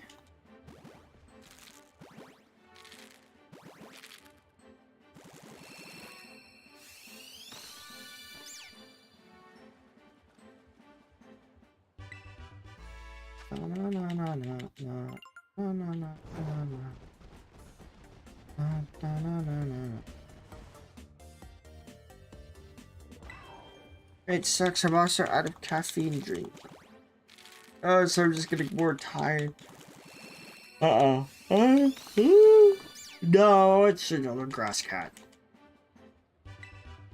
Regular ass grass cat.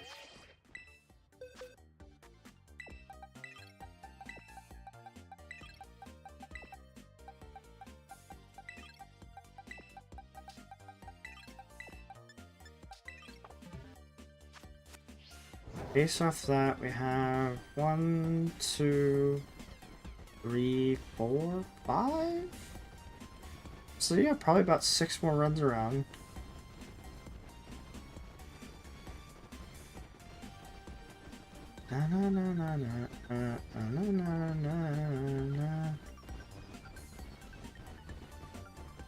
I'm glad that they made it at least faster to hatch eggs with a Pokemon that has Flame Body, because I can't imagine trying to hatch all these eggs without any increased way of hatching them.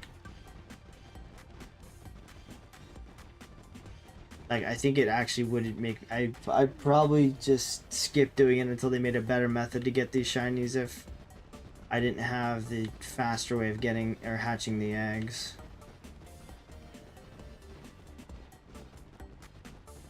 Which I don't know if they don't make Gen 10 Pokemon, then I can't imagine they'd make an easier way to get these shinies.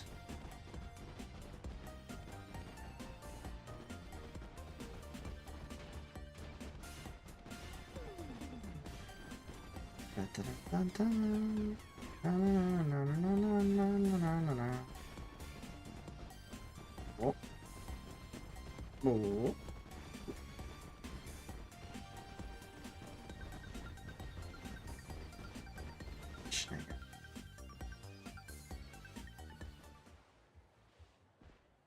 Interesting.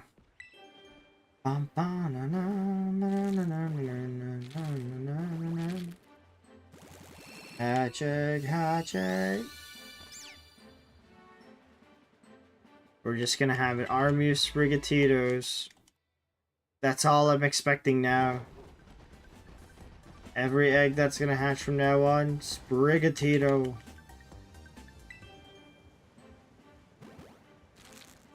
It's kind of surprising how drastically different the odds between all the Pokemon we've hatched so far are.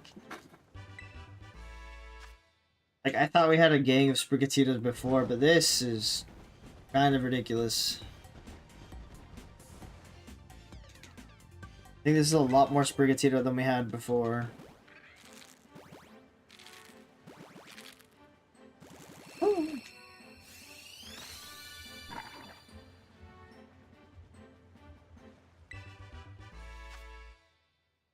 Well, at least give us one shiny, please. I'm begging. I'm begging for at least one.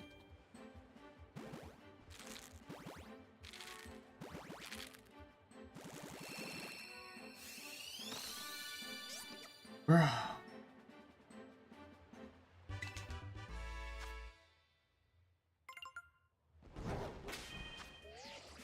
I like that.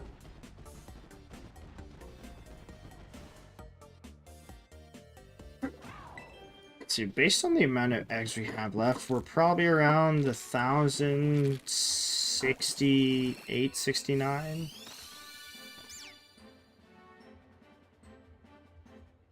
We are definitely way up in that range.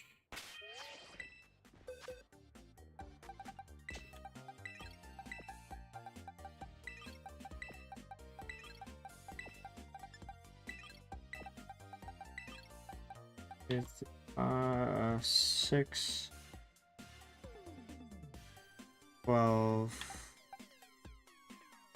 16, 21, 21, 61. Okay, we're actually at 1,061 eggs. This next batch should be 1,061 to 1,066.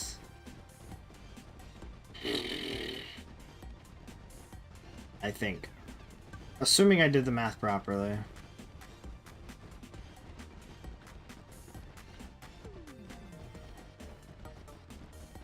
And because we got 21 eggs, we still have 5 more runarounds, with the last one having 1 egg. So it's unfortunate that our box ends up being that we have 1 egg that's on its own. What if that last one is a shiny? I won't complain.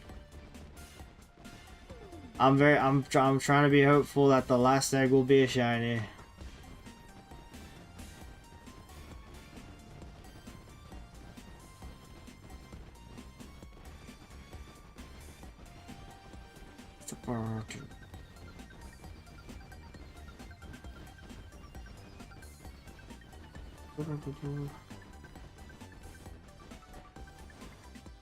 I also still have to pack my bag because I took everything out of it.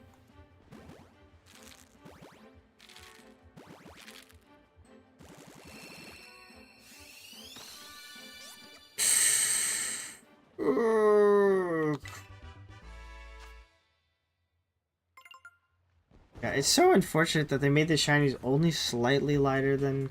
Like, the only one that's, like, probably... Oh, no, they're all probably very visible, but... The only one I can get debated by is Sprigatito Quaxley. Fuecoca is probably the only one where I can't really get debated by it. It's, like, pink instead of red.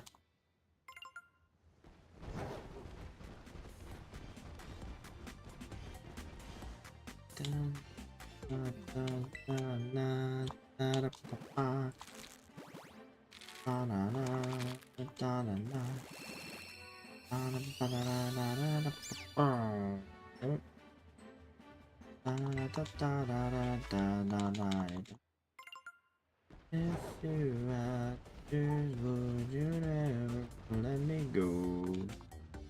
Whoa.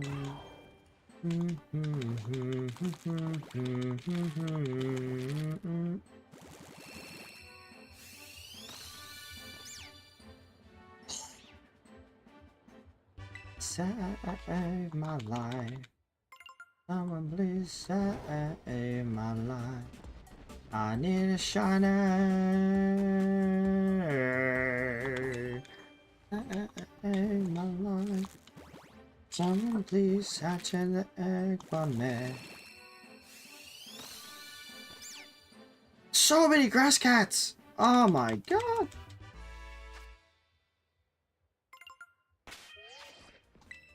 I'm like usually tempted to try and count the amount of grass cats that I have, but I don't want to take the time to do that. No, can't do that. I feel like every box that I have, it's probably overpopulated with grass cats.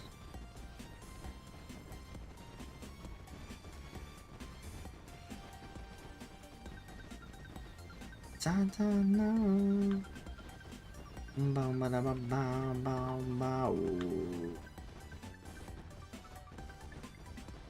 Abomination of grass cats have polluted my box.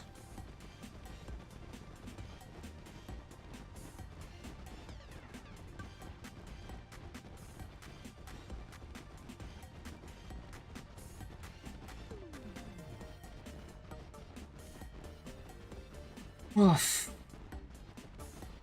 I never want to do breeding ever again. I don't know who would breed. This is ridiculous.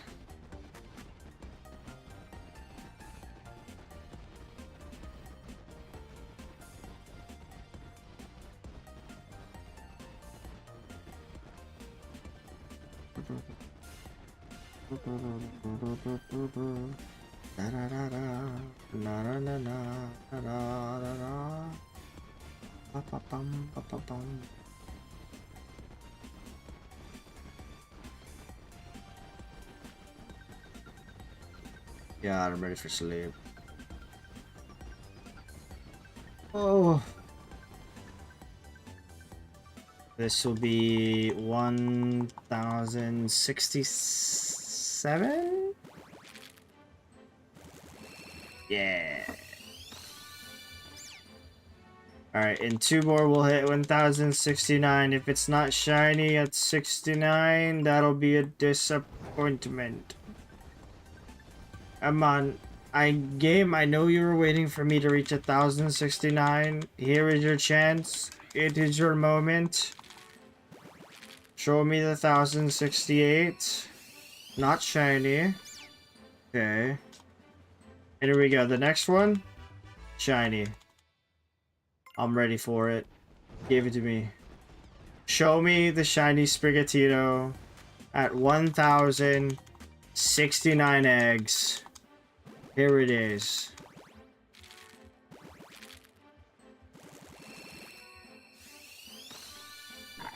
Dang it. Well, it wasn't a Sprigatito. And it wasn't shiny. Up 1070. Here we go.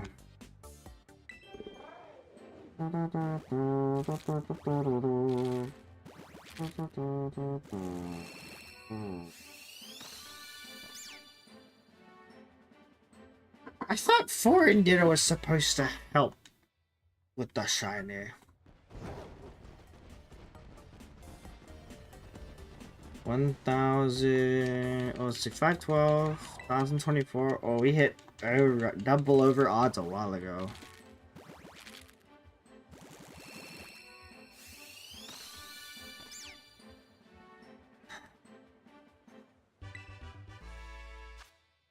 I'm tired of looking at this cat. I'm tired of looking at this cat.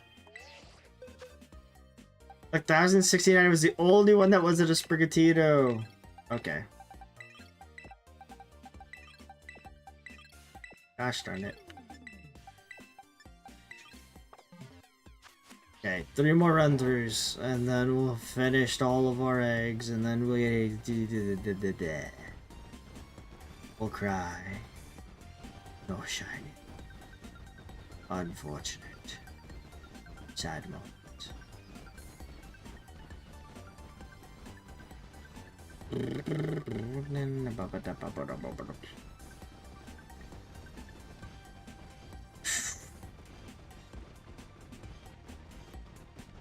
Not those words you've thrown. Show me when you walk. Show me in those lies you took. Play this game no more. Hey, ooh.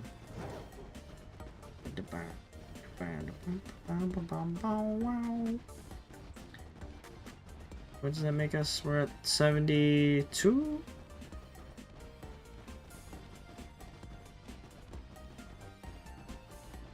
I think.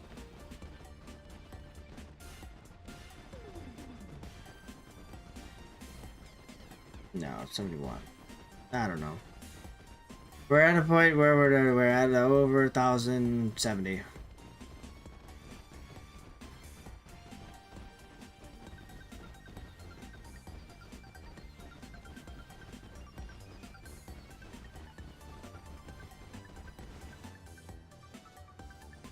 Okay, I think this one's 1072, 3, 4, 5, 6, 7, 8, 9, 10, 11, 12. Yeah. 72.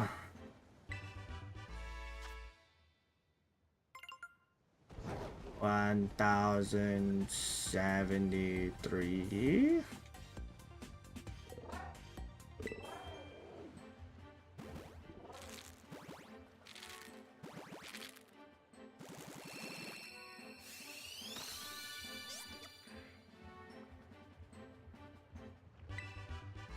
$1,074. That's the problem. We're almost done hatching all of our eggs. We are now on 1,075. Dang it. We've got 6, 7, and then another 6 eggs. 1,000 something. We're kind of like at the countdown to the end of the stream, because realistically, I only really stream for 3 hours, but when it comes to these eggs, we've gone over for the past couple ones. But it's no problem. I'm just slowly losing my mind. And I cannot find it. It is hiding away in one of these eggs. I do, but I honestly never really use it. Well, even I would say I never use it.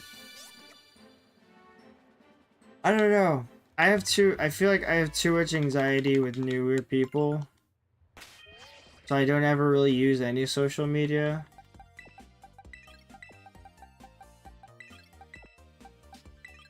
Like, I'll have it.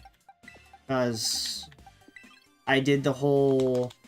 Oh, to be a successful first-time streamer, you should have X, Y, and Z's.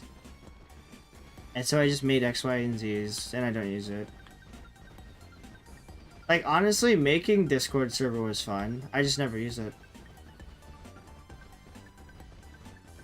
If people want to post funny stuff on there, they can.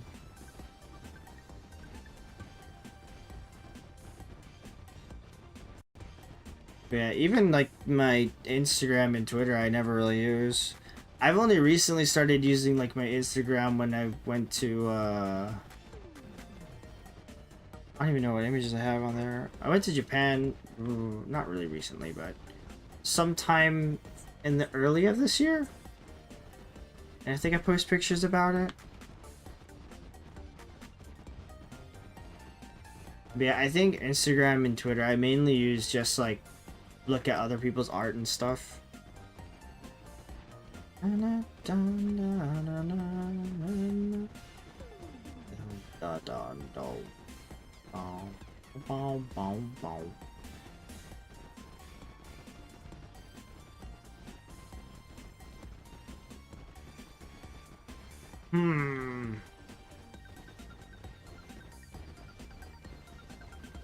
I guess I got a question. Why? So I always feel like a lot of the time it's always an ad. That's what I'm curious about. Every time somebody wants to send me a message, there's always usually an ad of some sort.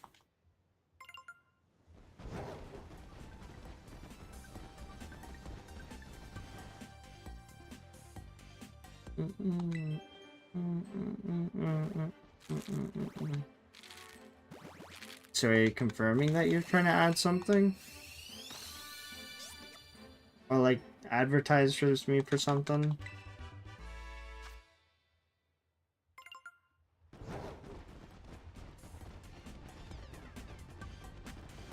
Interesting. Okay. I'll probably do it after stream, but okay.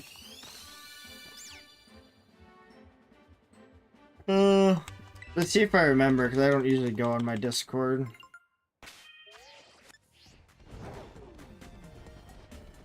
I don't know, it just sort of sits there on my desktop. But sure. You're gonna have to forgive me though, I have a lot of anxiety when it comes to meeting new people and messaging people.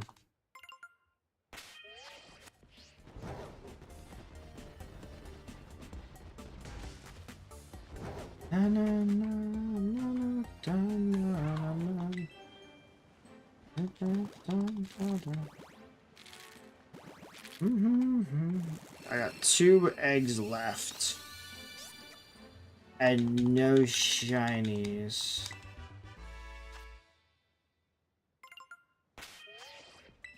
Correction, I have 1 egg left. And all these grass cats. Do I only have 1 egg left? 1 egg left. And all these grass cats. Untraveled road. Na, na, na, na. Da, da, na. Do, do, do, do, do, do, do, do.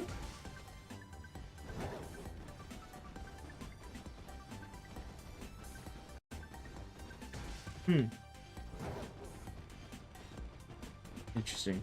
What's the difference? So I never understood,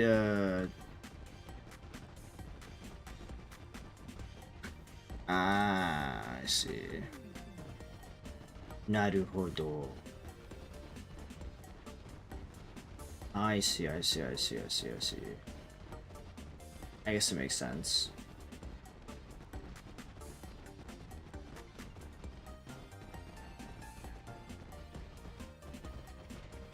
Well, after I hatch this final egg, we're probably going to be ending stream, and then I'm probably going to need to prep stuff, so I'll see if I have time to take a look at it.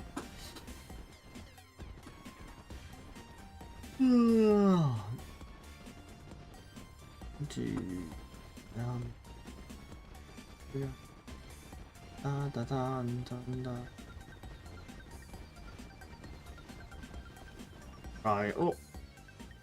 Final egg. Oh, then I can be freed. Oh, I have to make more. Oh. Regular foot cocoa. Damn. Okay, well, for now, I will be ending stream. We didn't. Oh, actually, no. Let me check through our box. Yeah, I have a decent memory of remembering it, so I wouldn't worry too much about it. I'm just going to pan through all these to see if any of them are shiny. Because if they are, they should have a shiny mark on the top right.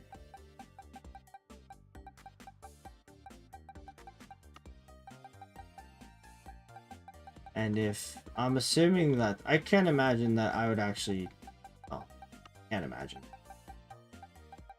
I don't think I missed any shinies that came up, or if they were to come up.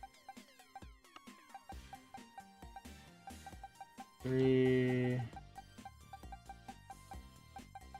2.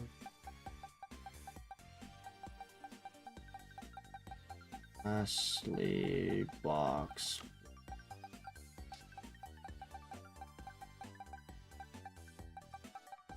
Oh, we got another 200 something eggs, no shinies. Well, I'll go ahead and end stream. Water. I'm gonna go ahead and end stream there. Thank you guys for coming. We will continue to hatch eggs. I'm probably going to start doing this offline now so that I can start hatching more. And we can finish this before I get too old. But, yeah, next stream will probably be on Monday. Don't worry, I'll probably check it out for a bit. But, I hope to see you guys. We will stream again on Monday, same time. Probably doing the same thing. But, anyways, hope to see you guys then. Have a great rest of your night, and have a great weekend. See you later.